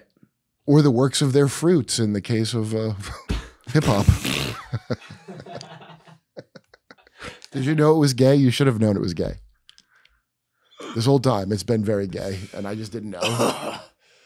99 problems with a bitch ain't one. And that's straight. That's a straight thing to say. Oh, who? 99 of my problems are one bitch. All right, Kurt. So the aliens are gay. That's where we're gonna leave. Yo, this one. Butthole. It's on the Goatsy AI Christmas album. The butthole is where the magic is. We'll have to check that one out. Look, it sounds crazy, but I'm just telling you, if you look into it, it always circles back to that. Like a snake eating its own butthole. Okay. I believe you. I believe you. What happens? Let me ask you this. What happens if you go back in time? The grandfather paradox? You know, you go back in time and kill your grandpa. What happens? You ever heard that? Yeah, then you don't exist. No. You become immortal and without sin because your consciousness exists, but now you weren't born out of a pussy, which is why you're born in sin. Oh, that's deep. Well, I think these fuckers do something like that. I didn't get to my crazy shit, but it has to do with that. Oh, you didn't get there today. If you could ever blow yourself, you would achieve immortality. Yeah. I've been baked from your weed in the fucking kitchen since like 1 o'clock. Yeah, it was all right. Some good stuff. It's okay. Finally. All right. Kurt Metzger, this was a lot of fun, bro. Thank you so much for coming through to do it. I'm sure we'll have to do this again. Yeah. You can educate me some more on all the real makings of the world that we don't see that is underneath the surface. What's up? Let me put on my shiesty. Yeah, you got to put on that shiesty one more time for the road.